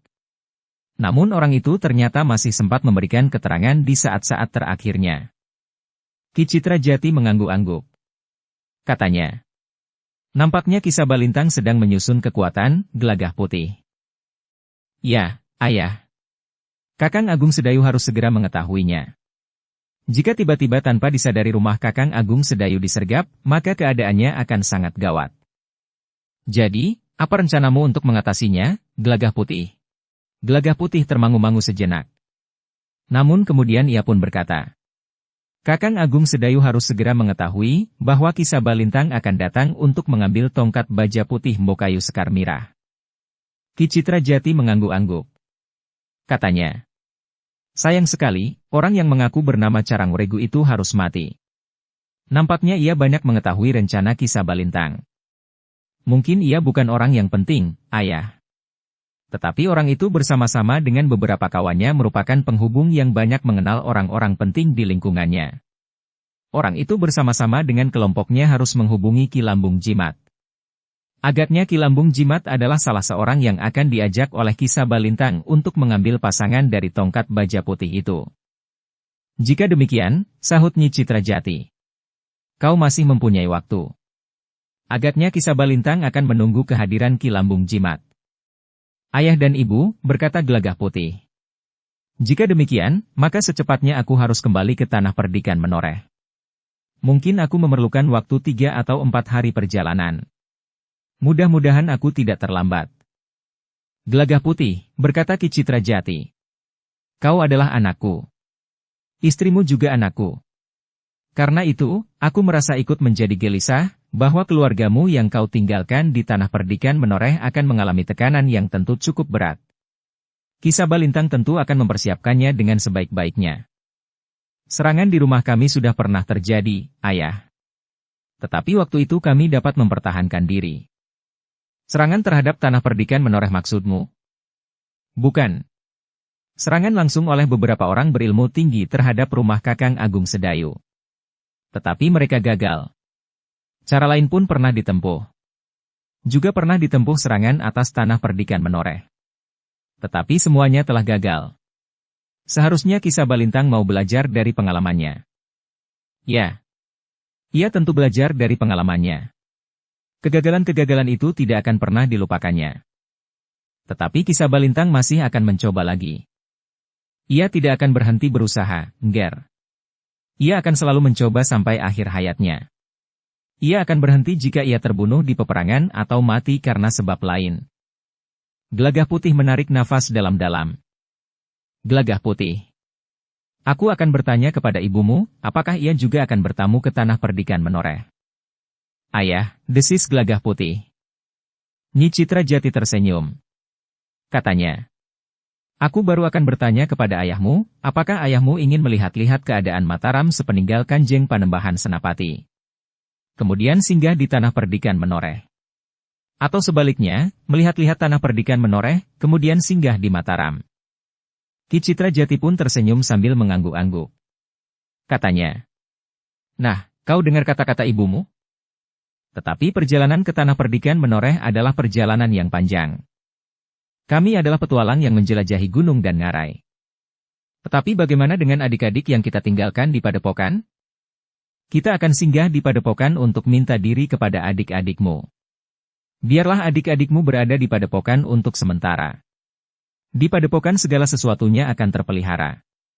Mereka tidak akan diganggu oleh kakaknya, Srini. Sementara itu, latihan-latihan mereka pun akan dapat berjalan dengan teratur. Mereka akan dibantu oleh suasana yang memungkinkan. Gelagah Putih tidak dapat menolak uluran tangan ayah dan ibu angkatnya itu. Apalagi mereka telah dengan ikhlas meningkatkan ilmu mereka. Bahkan Rara Wulan pun telah mewarisi ilmu Nyi Citra Jati yang sangat tinggi. Sambil memandang Rara Wulan, Gelagah Putih pun bertanya. Bagaimana pendapatmu, Rara? Aku menurut saja apa yang Kakang katakan. Gelagah Putih menarik nafas panjang. Katanya. Kami tentu akan sangat berterima kasih. Tetapi apakah dengan demikian kami tidak sangat merepotkan ayah dan ibu? Aku ingin berkenalan dengan keluargamu yang sebenarnya, Nger. Jika ayah dan ibu menghendaki, kami justru akan sangat berterima kasih. Nyi Citra Jati pun kemudian berkata. Dengan demikian, maka di hari tua ini kami masih merasa ada artinya bagi sesama. Tanpa berbuat apa-apa, kami merasa bahwa hari-hari kami pun seakan-akan sudah berhenti. Baiklah, ayah dan ibu. Jika demikian, maka kita akan segera berangkat ke tanah perdikan. Bukankah kita tidak perlu benar-benar mencari orang yang bernama Lambung Jimat? Tidak usah, Nger. Kecuali jika Ki Sabalintang tidak sabar menunggu kedatangannya atau membatalkan niatnya untuk menghubunginya. Gelagah Putih mengangguk-angguk kecil. Katanya. Sebenarnya aku merasa heran bahwa Ki Sabalintang mempunyai hubungan dengan sekian banyak orang berilmu tinggi. Tetapi nampaknya ia tidak mampu menyusun sebuah rencana yang matang sehingga usahanya dapat berhasil. Ki Citra Jati mengangguk-angguk. Namun kemudian ia pun berkata. Mungkin Ki Sabalintang memang tidak mampu menyusun rencana yang baik. Ia tidak mempunyai wibawa yang cukup untuk menentukan langkah mereka orang-orang berilmu tinggi, setelah mereka bergabung. Tetapi mungkin Ki Sabalintang memang tidak ingin terlalu banyak orang yang sekaligus terlibat dalam setiap langkahnya. Semakin banyak orang yang terlibat, maka semakin banyak pula orang yang akan menuntut untuk ikut menikmati hasilnya. Ya, ayah. Tetapi bukankah hasil terakhir dari usaha Ki Sabalintang itu adalah sebatang tongkat? Tongkat itu adalah lambang dari kekuasaan, Gelagah Putih. Jika mereka berhasil mendapatkan tongkat itu, maka persoalannya tidak akan begitu saja selesai. Persoalan berikutnya yang timbul adalah, siapakah yang akan memiliki tongkat itu? Nah, semakin banyak orang yang terlibat, maka semakin keras benturan yang akan terjadi di antara mereka. Gelagah Putih mengangguk-angguk. Sementara Nyi Citra Jati pun berkata, kedudukan akan mempunyai akibat kekuasaan, Nger. Sedangkan kekuasaan akan mempunyai akibat yang sangat luas. Karena itu, maka banyak orang yang mati-matian mengejar kedudukan untuk mendapatkan kekuasaan. Gelagah Putih termangu-mangu sejenak. Sementara Nyi Citra Jati melanjutkannya. Tentu saja kekuasaan dalam arti yang muram, karena ada kekuasaan yang pengejawantahannya berbeda. Ya, Ibu. Ada kekuasaan yang menindas mereka yang dikuasai. Tetapi ada kekuasaan yang mengabdi kepada mereka yang dikuasai. Ya, Ibu. Nah, kita tentu dapat membaca. Jika kawan-kawan Kisah Balintang nanti akan berebut kedudukan, maka jenis kekuasaan manakah yang mereka inginkan? Gelagah Putih mengangguk-angguk sambil menjawab. Ya, Ibu. Sementara itu Rara Wulan pun mendengarkan pembicaraan itu dengan sungguh-sungguh. Demikianlah, maka akhirnya mereka sepakat untuk berangkat meninggalkan Wirasari esok pagi. Malam nanti mereka masih sempat untuk minta diri kepada pemilik penginapan itu, serta Ki Demang Wirasari serta para bebahu. Ketika mereka menemui Ki Demang Wirasari di rumahnya, maka Ki Citra Jati dan keluarganya itu disambut dengan akrab. Mereka pun telah diperkenalkan pula dengan Nyi Demang, yang agaknya tidak banyak mengetahui tugas-tugas suaminya. Agaknya Nyi Demang pun tidak tahu bahwa selama ini suaminya telah melakukan tugasnya tidak menurut garis-garis yang benar. Pada saat-saat terakhir dari pertemuan mereka, maka sekali lagi Ki Demang minta maaf atas segala kesalahan yang pernah dilakukannya. Namun bagi Nyi Demang, pernyataan itu hanya sekedar merupakan basa-basi saja. Malam itu juga Ki Citra Jati sekeluarga telah menemui pemilik penginapan untuk minta diri. Esok pagi-pagi mereka akan meninggalkan Wirasari. Kalian akan pergi kemana? Bertanya pemilik penginapan itu. Meneruskan perjalanan, jawab Ki Citra Jati. Kemana? Kami akan pergi ke Jipang. Ke Jipang? Untuk apa? Apakah kalian sedang mengemban tugas yang penting dari seseorang? Tidak, berkata Ki Citra Jati. Kami akan menengok saudara kami yang tinggal di Jipang. Pemilik penginapan itu mengangguk-angguk. Katanya, selamat jalan. Mudah-mudahan kalian sampai ke tujuan dengan selamat. Pada saatnya kalian pun akan pulang dengan selamat pula.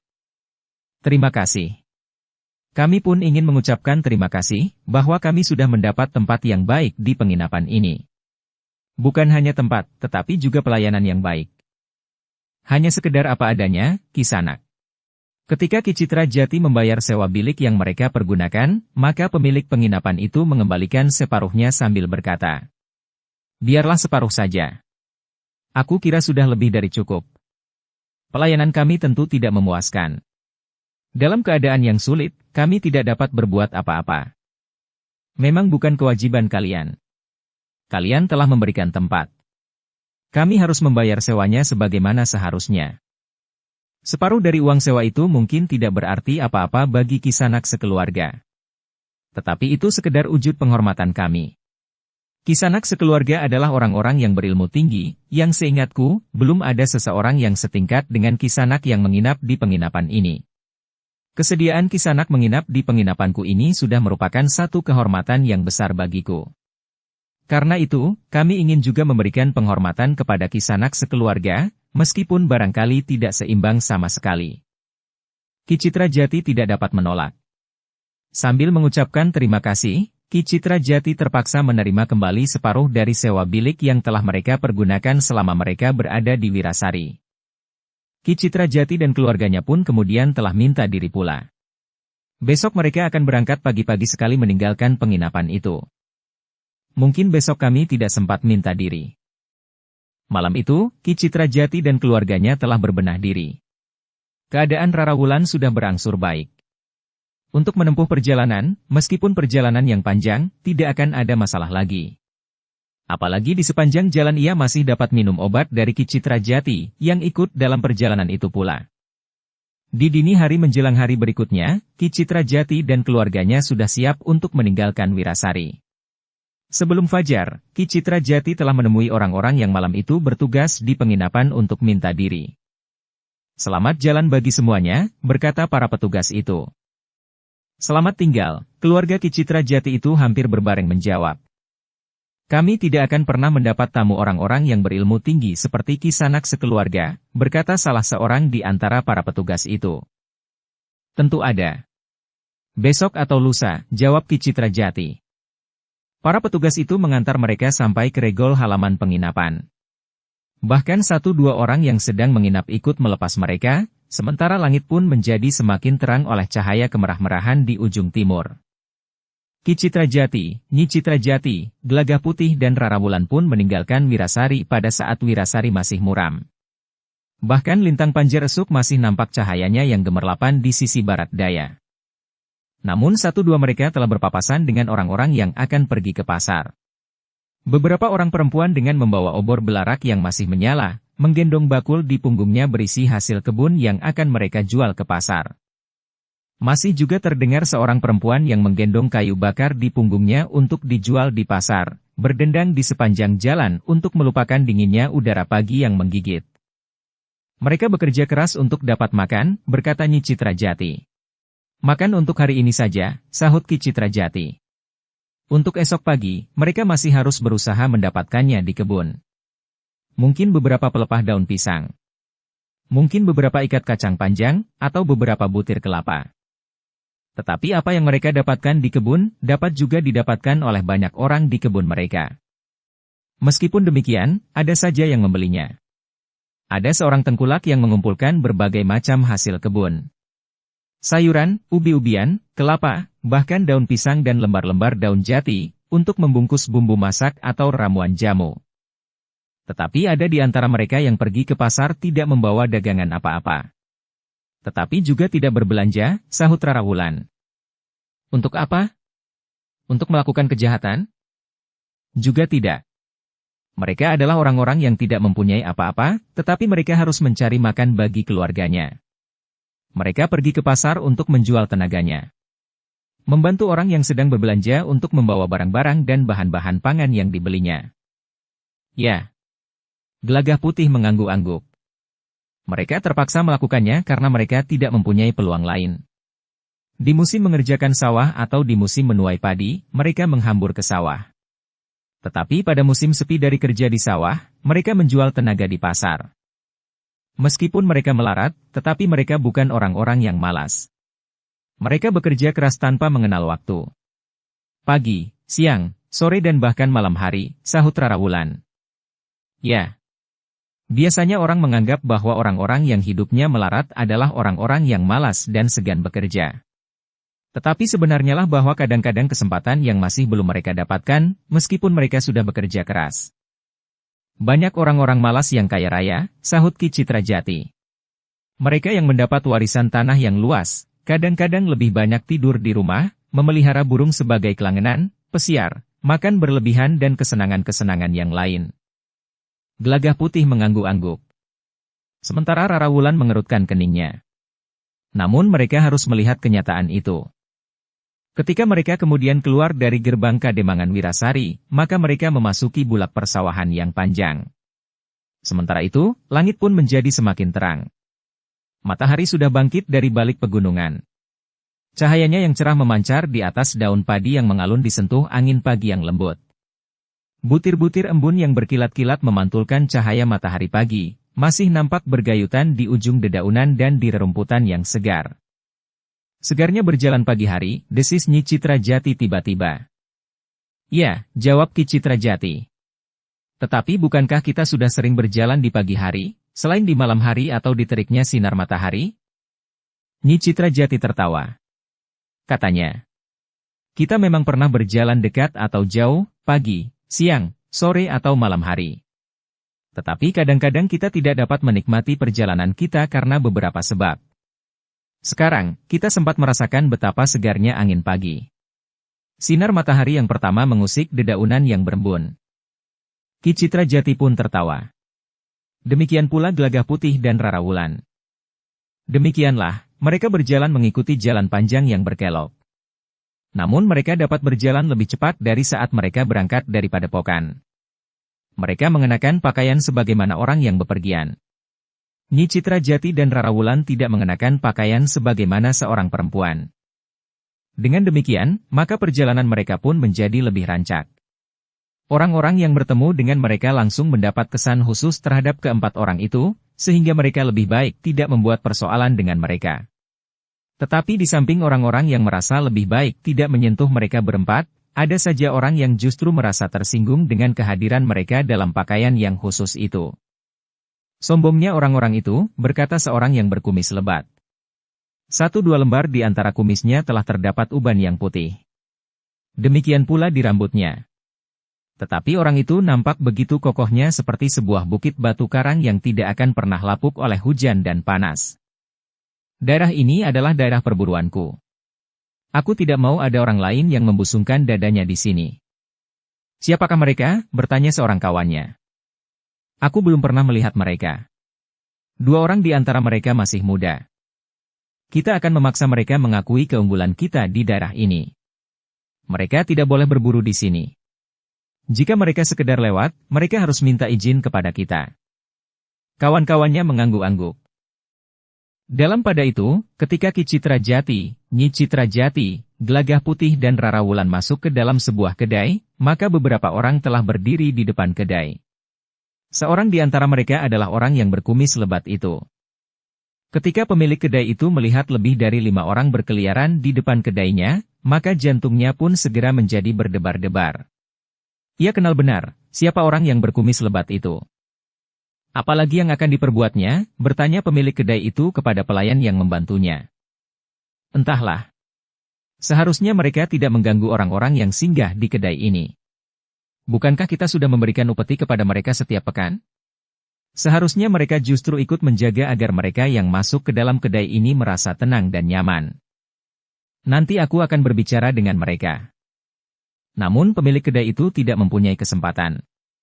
Sebelum sempat berbicara, orang berkumis lebat itu telah berdiri di pintu lainnya sambil berkata, "Maaf, Kang Irareja. Aku tahu bahwa seharusnya aku tidak mengganggu tamu-tamumu. Tetapi sekali ini aku tidak dapat menahan diri. Jika orang itu tidak terlalu sombong dan besar kepala, aku memang tidak ingin mengganggunya." Orang-orang yang sudah berada di dalam kedai itu terkejut. Mereka tidak segera tahu siapakah yang dimaksud.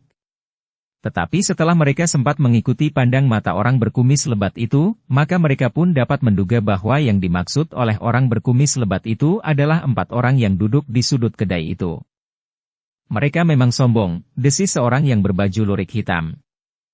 Mungkin mereka tidak bermaksud apa-apa. Pakaian yang dikenakannya adalah pakaian yang selalu dikenakannya sehari-hari.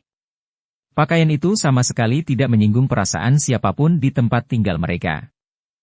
Tetapi tidak dipakai untuk berkeliaran seperti mereka berempat. Terutama kedua orang perempuan itu. Ya. Rasa-rasanya kedua orang perempuan itu menantang siapapun yang ditemuinya di perjalanan mereka. Dalam pada itu, Ki Citra Jati menarik nafas dalam-dalam. Dengan nada rendah ia pun berkata, "Ada apa lagi dengan orang yang berdiri di pintu itu?" Agaknya kata-katanya memang ditujukan kepada kita, desis Nyi Citra Jati. Nampaknya memang begitu. Pakaian yang kita kenakan agaknya tidak berkenan di hatinya. Bagaimana dengan lukamu, Rara, desis Gelagah Putih. Kemarin lukamu berdarah lagi ketika Macan Larapan datang ke penginapan. Segala sesuatunya sudah teratasi, Kakang. Mudah-mudahan aku tidak perlu mengerahkan puncak ilmuku sehingga akan dapat berpengaruh atas daya tahan, tenaga serta lukaku itu. Gelagah Putih menarik nafas dalam-dalam. Dalam pada itu, orang yang berdiri di pintu itu berkata pula. Agaknya orang-orang itu mengira bahwa di sepanjang jalan yang akan dilaluinya tidak ada orang yang mampu mengimbangi kemampuan mereka. Mereka mengira bahwa mereka adalah orang-orang sakti yang tidak terkalahkan di dunia ini. Sudahlah, berkata pemilik kedai itu. Lapangkan dadamu. Biarlah orang lain berbuat sesuka hati mereka asal mereka tidak mengganggu. Jelas mereka mengganggu, Kang. Mereka sudah menyinggung harga diriku sebagai orang yang paling ditakuti di daerah ini. Mereka tidak akan menetap di daerah ini. Tetapi mereka lewat di daerah ini. Kang Irareja, maaf bahwa aku tidak dapat membiarkannya. Aku tidak akan mengganggu pembeli-pembelimu yang lain, kecuali orang yang sangat sombong ini. Biarkan saja mereka dengan kesombongannya. Tidak, Kang. Aku tidak dapat membiarkannya. Orang itu akan berurusan dengan aku. Ia harus minta maaf. Kedua perempuan itu tidak boleh mengenakan pakaian seperti itu. Aku menjadi muak dan darahku menjadi panas. Jika mereka menolak, maka akulah yang akan mengganti pakaiannya dengan paksa. Pemilik kedai itu tidak dapat berbuat apa-apa ketika orang berkumis tebal itu melangkah memasuki kedainya. Kita tidak akan dapat tinggal diam, berkata Ki Citrajati. Biarlah aku melayani, ayah. Jika mungkin, aku akan berbicara dengan baik.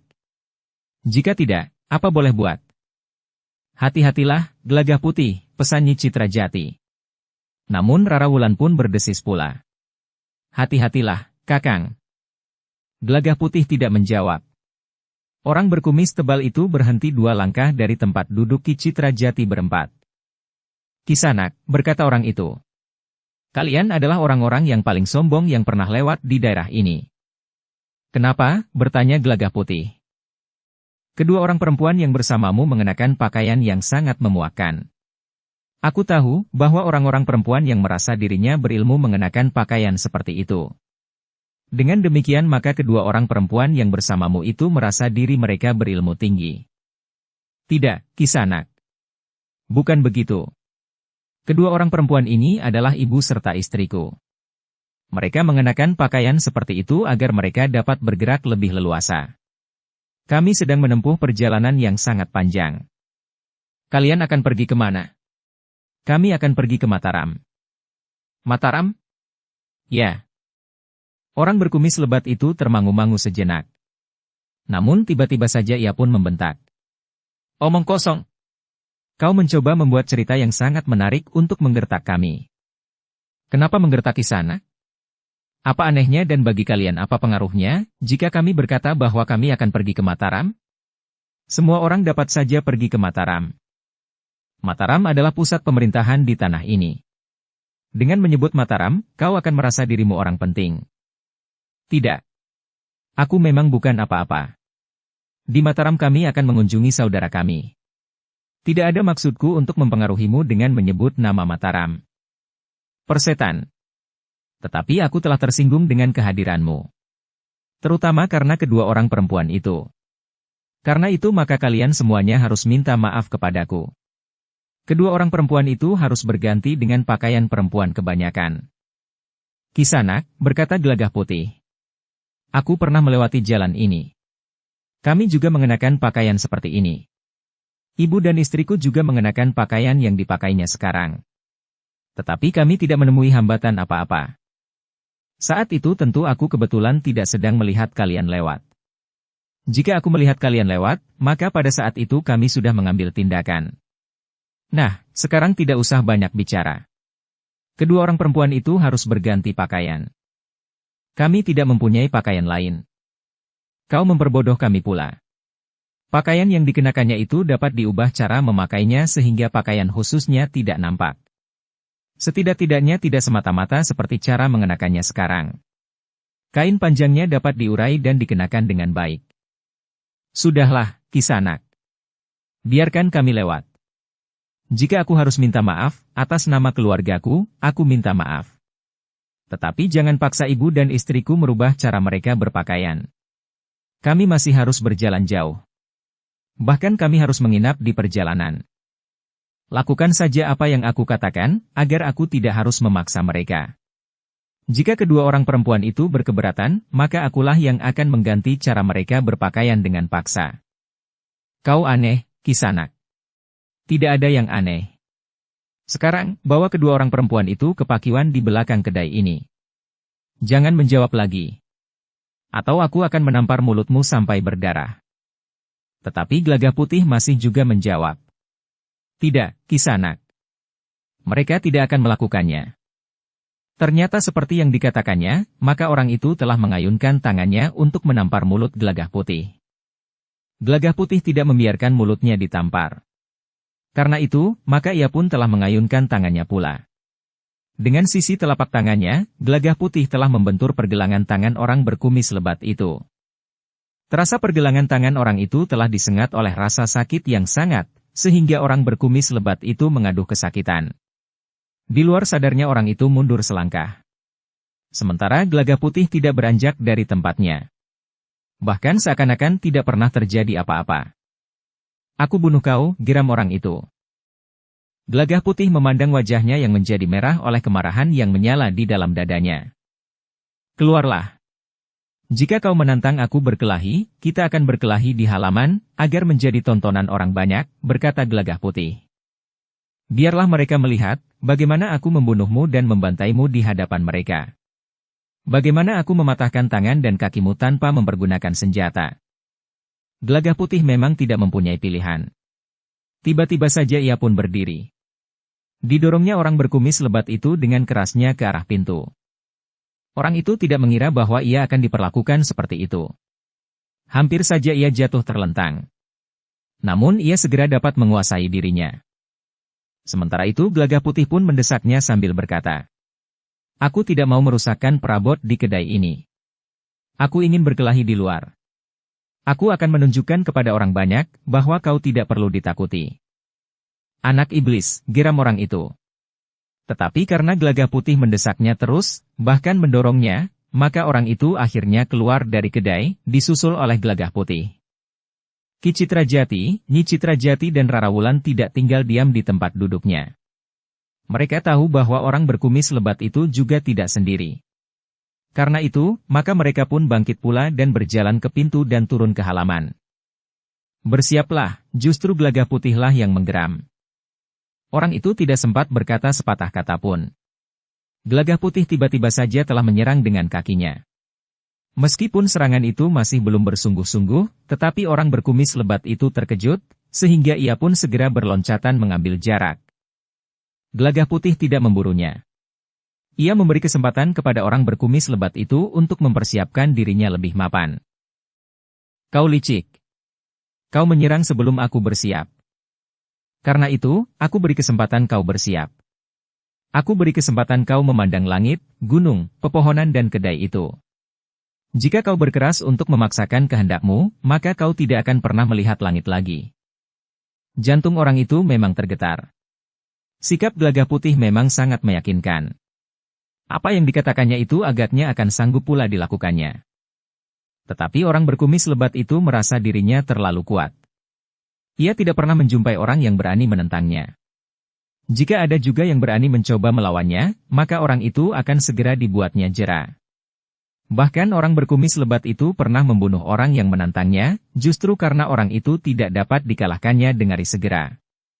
"Kau terlalu sombong orang muda," geram orang berkumis tebal itu. "Jangan menyesal bahwa kau benar-benar akan mati. Cepat, bersiaplah. Jangan berbicara apa-apa lagi." Orang itu masih akan menjawab, tetapi Gelagah Putih sudah meloncat menyerangnya. Orang itu sempat meloncat menghindar. Bahkan orang berkumis lebat itu telah mencoba berganti menyerang. Tetapi ayunan kakinya sama sekali tidak menyentuh sasaran. Bahkan pada saat ia bertumpu pada satu kakinya, Gelagah Putih meloncat sambil berputar. Kakinya terayun mendatar menyambar dada orang itu. Orang itu benar-benar terkejut. Tetapi ia tidak mempunyai kesempatan untuk mengelak, sehingga kaki Gelagah Putih benar-benar telah menghantam dadanya. Orang itu mengaduh tertahan, namun tubuhnya terlempar selangkah surut. Sejenak kemudian, orang berkumis lebat itu telah kehilangan keseimbangan, sehingga ia pun terhuyung-huyung dan jatuh terlentang di tanah. Orang itu memang dengan cepat melenting bangkit. Namun demikian ia berdiri, maka sekali lagi kaki Gelagah Putih terjulur lurus mengenai dadanya. Orang itu benar-benar terlempar dengan kerasnya dan terbanting jatuh di tanah. Orang berkumis lebat itu menyeringai menahan sakit. Tulang punggungnya rasa-rasanya bagaikan hendak patah. Karena itu, maka orang itu tidak dapat dengan serta-merta bangkit berdiri untuk menghadapi Gelagah Putih. Gelagah Putih berdiri tegak beberapa langkah dari orang yang tertatih-tatih bangkit berdiri itu. "Nah," berkata Gelagah Putih. "Apakah kau masih ingin memaksa ibu dan istriku untuk berganti pakaian, atau mengenakan pakaiannya dengan cara yang lain?" Orang berkumis lebat yang telah bangkit berdiri itu memandang Gelagah Putih dengan mata yang bagaikan menyala. Tiba-tiba saja ia berkata kepada kawan-kawannya, "Tangkap orang itu hidup-hidup. Aku ingin memberinya sedikit peringatan." Kawan-kawannya pun segera menebar. Sementara itu, orang berkumis lebat itu pun telah berpaling kepada Ki Citrajati, Nyi Citrajati dan Rara Wulan sambil berkata, "Jangan ikut campur, agar kalian tidak mengalami nasib seperti anak yang sombong ini." Ki Citrajati, Nyi Citrajati dan Rara Wulan tidak menyahut. Namun mereka pun menjadi berdebar-debar ketika mereka melihat lebih dari 5 orang mengepung Gelagah Putih. Gelagah Putih yang berdiri di dalam lingkaran kepungan kawan-kawan orang berkumis lebat itu pun menggeram. "Baik. Jika aku harus bertempur melawan kalian semuanya, maka bukan salahku jika ada di antara kalian yang akan terbunuh. Aku bukan seorang pembunuh. Tetapi aku harus menyelamatkan diri dari kemungkinan terburuk yang dapat terjadi atas diriku. Jika aku tertangkap hidup-hidup, maka aku tentu akan mengalami perlakuan yang sangat buruk dari kalian. Jantung orang-orang yang mengepung Gelagah Putih itu pun tergetar pula. Sementara itu Gelagah Putih pun berkata selanjutnya, "Marilah. Siapa yang akan mati lebih dahulu?" Tidak seorang pun yang segera meloncat menyerang. Agaknya mereka menjadi ragu-ragu. Mereka telah menyaksikan apa yang dilakukan oleh Gelagah Putih terhadap orang berkumis lebat itu. Orang yang dianggap memiliki kemampuan yang tidak terkalahkan di daerah itu, sehingga ia dapat memeras para pemilik kedai yang ada di sekitarnya. Bahkan orang-orang yang terhitung berkecukupan pun harus membayar upeti pula kepadanya, agar keluarganya tidak diganggu. "Cepat!" teriak orang berkumis lebat itu. "Siapa yang tidak mau melakukan perintahku, akan aku bantai di sini." Namun mereka berpaling serentak ketika mereka mendengar suara orang tertawa. "Kenapa kau tertawa?" bertanya orang berkumis lebat itu kepada Ki Citra Jati, yang mentertawakan sikap orang-orang yang mengepung Gelagah Putih itu. Yang mereka kepung hanya seorang. Tetapi nampaknya orang-orangmu menjadi ragu-ragu. "Persetan dengan kau, kakek tua. Jika kau turut campur maka kau dan kedua orang perempuan itu akan kami bantai di sini. Jangankan kami bertiga, melawan seorang di antara kami pun kalian merasa ragu." "Setan kau," geram orang berkumis lebat itu. Namun ia pun segera berteriak. "Segera selesaikan anak itu. Tangkap hidup-hidup. Kemudian kita akan berurusan dengan setan tua itu." Ki Citra Jati tidak menyahut. Ia ingin melihat apa yang akan dilakukan oleh orang berkumis lebat itu bersama-sama dengan orang-orangnya terhadap Gelagah Putih. Orang-orang yang mengepung Gelagah Putih itu tidak sempat berpikir lagi. Orang berkumis lebat itu tiba-tiba telah mendorong seorang di antara mereka. Orang yang didorongnya itu hampir saja menabrak Gelagah Putih. Tetapi Gelagah Putih bergeser sedikit ke samping, sehingga orang itu justru meluncur terus dan membentur kawannya sendiri yang berdiri berseberangan. Namun dengan demikian, maka kawan-kawannya yang lain pun segera berloncatan pula menyerang Gelagah Putih. Tetapi Gelagah Putih sudah siap menghadapi mereka. Karena itu, maka ia pun segera melenting. Tubuhnya berputar sambil mengayunkan kakinya mendatar. Dua orang terlempar dari arena. Sementara itu orang yang didorong oleh kawannya yang berkumis lebat serta orang yang dilanggarnya, telah bersiap pula untuk menyerang. Sejenak kemudian, pertempuran pun segera menjadi sengit. Gelagah Putih sendiri harus bertempur melawan lebih dari 5 orang. Namun setiap kali orang-orang yang mengeroyoknya itu terpelanting dari arena, jatuh terlempar dengan kerasnya. Tetapi mereka pun segera bangkit lagi dan kembali menyerang Gelagah Putih. Sebenarnya lah bahwa Gelagah Putih tidak mengalami kesulitan. Tetapi Rara Wulan itu pun berkata kepada Nyi Citra Jati, "Ibu, apakah aku boleh bergabung dengan Kakang Gelagah Putih? Suamimu tidak memerlukan orang lain, Ngger." "Aku mengerti, Ibu." Tetapi nampaknya Kakang Gelagah Putih menjadi sibuk pula. Nyi Citra Jati tersenyum. Ia mengerti bahwa Rara Wulan tidak sampai hati membiarkan Gelagah Putih sibuk sendiri, meskipun tidak berbahaya baginya. Namun sebelum Nyi Citra Jati menjawab, seseorang telah terlempar dari arena membentur sebatang pohon, sehingga orang itu mengerang kesakitan. Sebelum orang itu dapat bangkit berdiri, seorang lagi telah terdorong beberapa langkah surut. Ia masih sempat mempertahankan keseimbangannya. Namun kemudian orang itu justru terjatuh pada lututnya. Kedua tangannya memegangi perutnya yang disengat oleh perasaan nyeri karena jari-jari Gelagah Putih yang merapat sempat mengenai perutnya itu.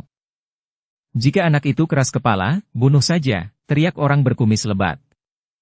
Tiba-tiba saja beberapa orang yang berada di sekitar Gelagah Putih itu pun telah mencabut senjata mereka. Ada yang bersenjata pedang, ada yang bersenjata golok dan ada yang membawa parang yang besar. Gelagah Putih yang melihat senjata teracu kepadanya itu pun menjadi berdebar-debar. Untuk melawan orang-orang bersenjata itu, ia harus meningkatkan ilmunya. Dengan demikian, maka mungkin sekali ia akan membunuh beberapa di antara lawan-lawannya. "Ibu," desis Rara Wulan. Nyi Citra Jati pun mengerti, Gelagah Putih tentu akan menjadi sangat sibuk. Ia akan mengalami kesulitan karena senjata-senjata lawannya itu. Untuk mengatasinya, Gelagah Putih mungkin harus benar-benar membunuh. Namun sebelum Rara Wulan itu melangkah mendekati arena, maka tiba-tiba saja mereka telah mendengar suara rinding. Bukan Ki Citra Jati yang membunyikannya, tetapi Gelagah Putih yang juga selalu membawa rinding kemana-mana di kantong bajunya. Ternyata pengaruh suara rinding itu demikian kuatnya. Beberapa orang yang bertempur melawan Gelagah Putih itu tiba-tiba saja telah berloncatan menjauh. Mereka segera menyarungkan senjata mereka. Kemudian kedua tangannya telah menutup telinga mereka yang merasa bagaikan ditusuk duri. Ternyata beberapa orang yang melihat pertempuran itu dari kejauhan terpengaruh juga oleh rinding itu. Tetapi karena mereka berdiri agak jauh, maka pengaruhnya tidak begitu tajam sebagaimana mereka yang berdiri hanya 3-4 langkah dari Gelagah Putih. Bahkan orang yang berkumis tebal itu pun berteriak. "Gila kau, anak iblis! Hentikan suara itu! Hentikan!"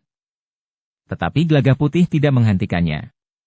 Ia masih bermain beberapa saat lamanya, sehingga orang-orang yang bertempur melawannya itu menjadi lemas karena telinga mereka bagaikan ditusuk-tusuk duri kemarung. Gelagah Putih pun kemudian menghentikan permainannya. "Marilah, kita tinggalkan mereka," berkata Gelagah Putih. Nyi Citra Jati pun kemudian mendatangi pemilik kedai itu untuk membayar makanan dan minuman yang dipesannya bersama keluarganya. "Kami akan pergi," berkata Nyi Citra Jati. "Jika rinding itu berbunyi lagi, lindungi telingamu dengan baik." Orang itu tidak menjawab. Namun demikian Nyi Citra Jati melangkah pergi, orang itu berdesis. "Terima kasih." Nyi Citra Jati berpaling. Namun ia pun kemudian melangkah terus. Dalam pada itu, orang-orang yang kesakitan itu masih menutup telinga mereka meskipun mereka tahu bahwa Gelagah Putih telah melepas rinding itu dari bibirnya. "Ingat peristiwa ini," berkata Gelagah Putih. "Kau tidak akan dapat memaksakan kehendakmu terhadap semua orang. Mungkin kau berhasil memaksa 1-2 orang menuruti kemauanmu. Tetapi pada suatu ketika, kau akan menjumpai orang-orang yang tidak dapat kau paksa. Bahkan seandainya aku membunuhmu, tidak ada orang yang menyalahkan aku. Tetapi aku masih ingin memberimu kesempatan. Jika lain kali kau masih melakukannya, maka kau benar-benar akan mati. Jika bukan aku, maka tentu ada orang lain yang ilmunya bahkan lebih tinggi dari ilmuku, datang untuk mencekikmu sampai mati." Orang berkumis tebal itu sudah tidak menutup telinganya lagi. "Kau dengar kata-kataku?" bertanya Gelagah Putih. Orang itu diam saja. "Kau dengar atau tidak?" bentak Gelagah Putih. Orang itu masih tetap berdiam diri. "Baik. Aku harus melubangi telingamu." Demikian Gelagah Putih melekatkan rindingnya di bibirnya, maka orang itu berteriak. "Jangan, jangan!" Gelagah Putih mengurungkan niatnya untuk membunyikan rindingnya lagi. Namun ia bertanya. "Kau dengar kata-kataku?" "Ya. Aku dengar, Kisanak." "Apa kataku?" Orang itu termangu-mangu. Namun demikian Gelagah Putih mengangkat rindingnya, orang itu berkata. "Jangan, Kisanak. Aku mendengar kata-katamu." "Apa kataku?" "Agar aku tidak mengulangi lagi perbuatan ini." "Kau berjanji?" Orang itu tidak segera menjawab. "Kau berjanji?" "Jika kau tidak mau berjanji, aku akan membunuhmu dengan suara rinding ini." "Jangan, jangan. Aku berjanji." "Baiklah. Kau harus belajar menghargai orang lain. Biarlah orang lain melakukan sesuai dengan kehendak mereka asal tidak mengganggu siapa-siapa. Tidak pula mengganggumu." Orang itu mengangguk-angguk sambil berkata. "Baik, baik, Kisanak. Aku mengerti. Kau pun tidak boleh mengganggu orang lain pula dengan cara apapun juga." Orang itu merenung sejenak. Namun ia pun kemudian mengangguk pula sambil menjawab. "Ya. Aku mengerti." Gelagah Putih pun kemudian melangkah pula meninggalkan orang berkumis lebat itu, bersama-sama dengan Ki Citra Jati, Nyi Citra Jati dan Rara Wulan. "Ada baiknya orang itu mengganggu perjalanan kita," berkata Ki Citra Jati. "Kenapa?" bertanya Nyi Citra Jati. "Ada alasan untuk berbicara dengan mereka. Jika mereka tidak mengganggu kita, maka mana mungkin tiba-tiba saja kita berdiri di hadapannya dengan memberikan pesan-pesan yang tajam, sebagaimana dikatakan oleh Gelagah Putih." Nyi Citra Jati pun tersenyum. Tetapi ia pun berkata, "Tetapi jika kita yang menderita kekalahan?" "Tentu tidak. Nah, bukankah kita tidak mengalami apa-apa?" Sebaliknya kita dapat memberikan peringatan kepada mereka, terutama yang berkumis lebat itu. Tetapi bagaimana sepeninggal kita? Bertanya Rara Wulan. Untuk waktu yang dekat, mereka masih akan mengingat pesan ini. Tetapi lambat laun mereka memang akan melupakannya. Mudah-mudahan ada orang lain yang lewat dan memberikan peringatan pula kepada mereka. Atau kita yang kelak akan lewat lagi di jalan ini. Nyi Citra Jati pun menyahut. Kapan-kapan? Ya, kapan-kapan, gumam Ki Citra Jati. Demikianlah, mereka berempat melanjutkan perjalanan mereka. Ketika malam turun, maka mereka pun sempat menginap di sebuah banjar padukuhan. Ternyata penunggu banjar itu seorang yang baik, yang memperhatikan mereka berempat yang menginap di banjar yang ditunggunya. Bahkan penunggu banjar itu pun telah menyediakan makan bagi keempat orang itu di tengah malam. Menjelang fajar, Ki Citra Jati, Nyi Citra Jati, Gelagah Putih dan Rara Wulan pun telah melanjutkan perjalanan mereka menuju ke padepokan yang dipimpin oleh Melayawerdi, untuk minta diri kepada anak-anak angkat Ki Citra Jati dan Nyi Citra Jati. Kedatangan mereka di padepokan yang dipimpin oleh Melayawerdi itu pun disambut dengan gembira. Bukan saja oleh anak-anak angkat Ki Citra Jati dan Nyi Citra Jati, tetapi juga oleh para penghuni padepokan itu. Kami merasa gelisah, bahwa ayah, ibu serta kakang berdua tidak segera pulang, berkata Padmini. Bukankah aku hanya pergi beberapa hari, termasuk perjalanan yang harus aku tempuh bersama ibu dan kakangmu berdua, sahut Ki Citra Jati. Tetapi kegembiraan anak-anak angkat Ki Citra Jati dan Nyi Citra Jati itu tidak lama. Demikian pula Melayawerdi serta para penghuni padepokan itu. Meskipun dengan berat hati, Ki Citra Jati dan Nyi Citra Jati menyatakan niatnya untuk pergi ke Mataram. Mataram, bertanya Padmini. Bahkan sebelah barat Mataram, jawab Ki Citra Jati. Tetapi aku dan ibumu tidak akan lama. Bagaimana dengan Kakang Gelagah Putih dan Bokayu Rara Wulan? Mereka akan melihat suasana. Mungkin mereka akan berada di sana lebih lama dari ayah dan ibu. Agaknya ayah dan ibu akan pulang lebih dahulu. Apakah kami kali ini juga tidak boleh ikut? Bertanya Baruni. Jangan kali ini, Baruni. Aku berjanji bahwa lain kali kita akan menempuh perjalanan panjang. Tetapi kalian harus mempersiapkan diri sebaik-baiknya.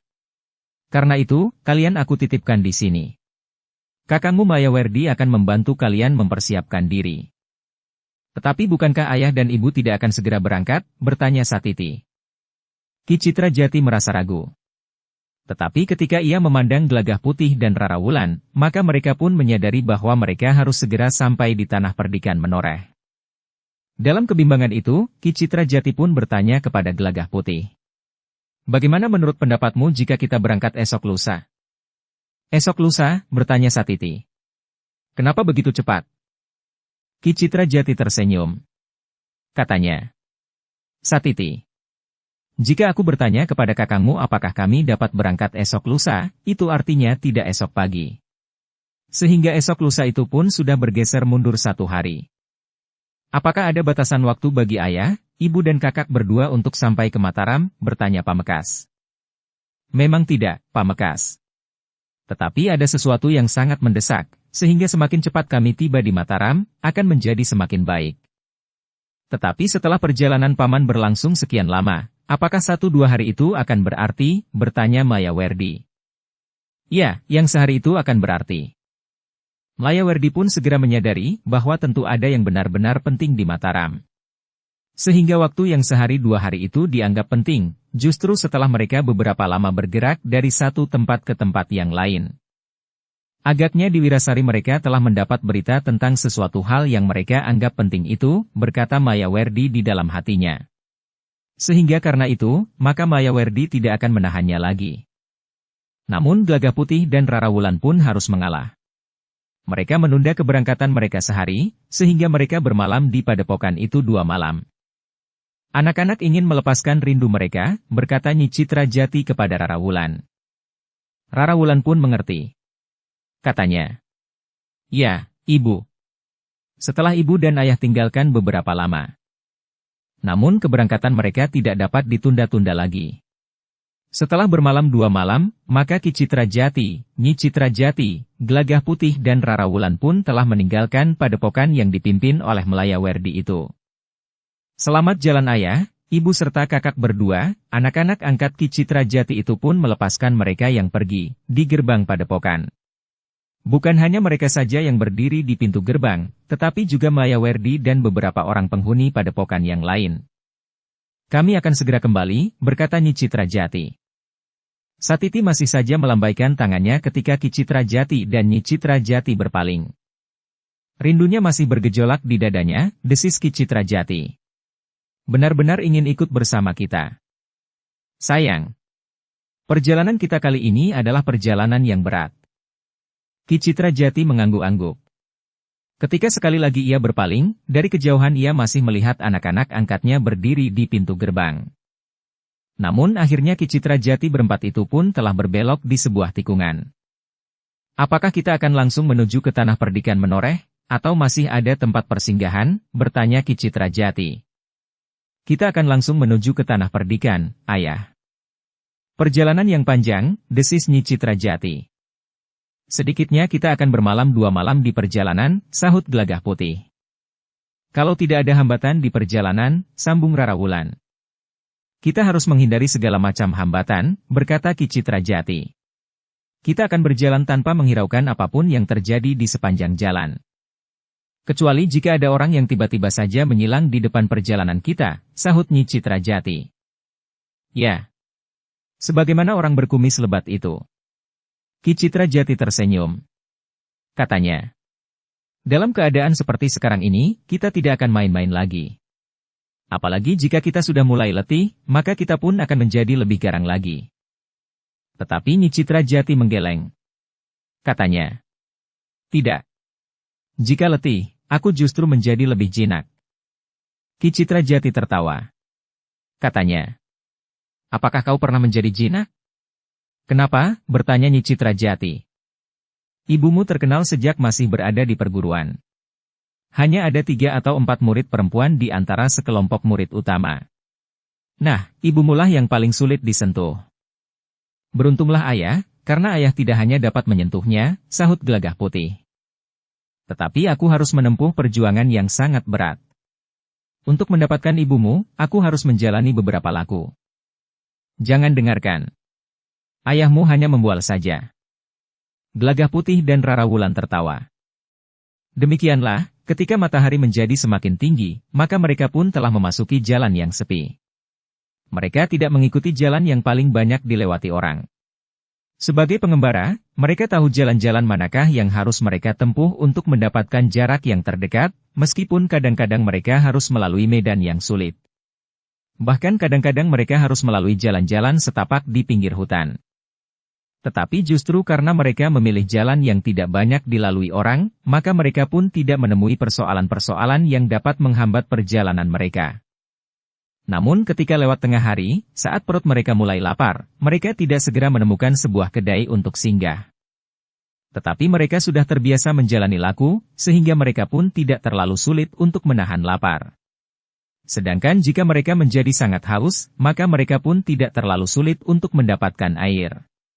Bahkan di dekat regol-regol halaman rumah yang sederhana pun banyak disediakan gentong atau kendi berisi air yang jernih, yang memang disediakan untuk minum bagi mereka yang kehausan di perjalanan. Ketika matahari menjadi semakin rendah, maka mereka berempat pun mulai membicarakan di mana mereka akan menginap. Apakah di tempat terbuka atau di Banjar Padukuhan yang akan mereka lewati? Kita menginap di Banjar Padukuhan saja, Kakang, berkata Nyi Citra Jati. Kami, khususnya aku dan Rara Wulan, tidak akan kesulitan mencari tempat untuk mandi. Bagaimana menurut pendapatmu, Gelagah Putih? Aku sependapat saja, ayah. Tetapi di Banjar Padukuhan ada kemungkinan kita bersentuhan dengan masalah.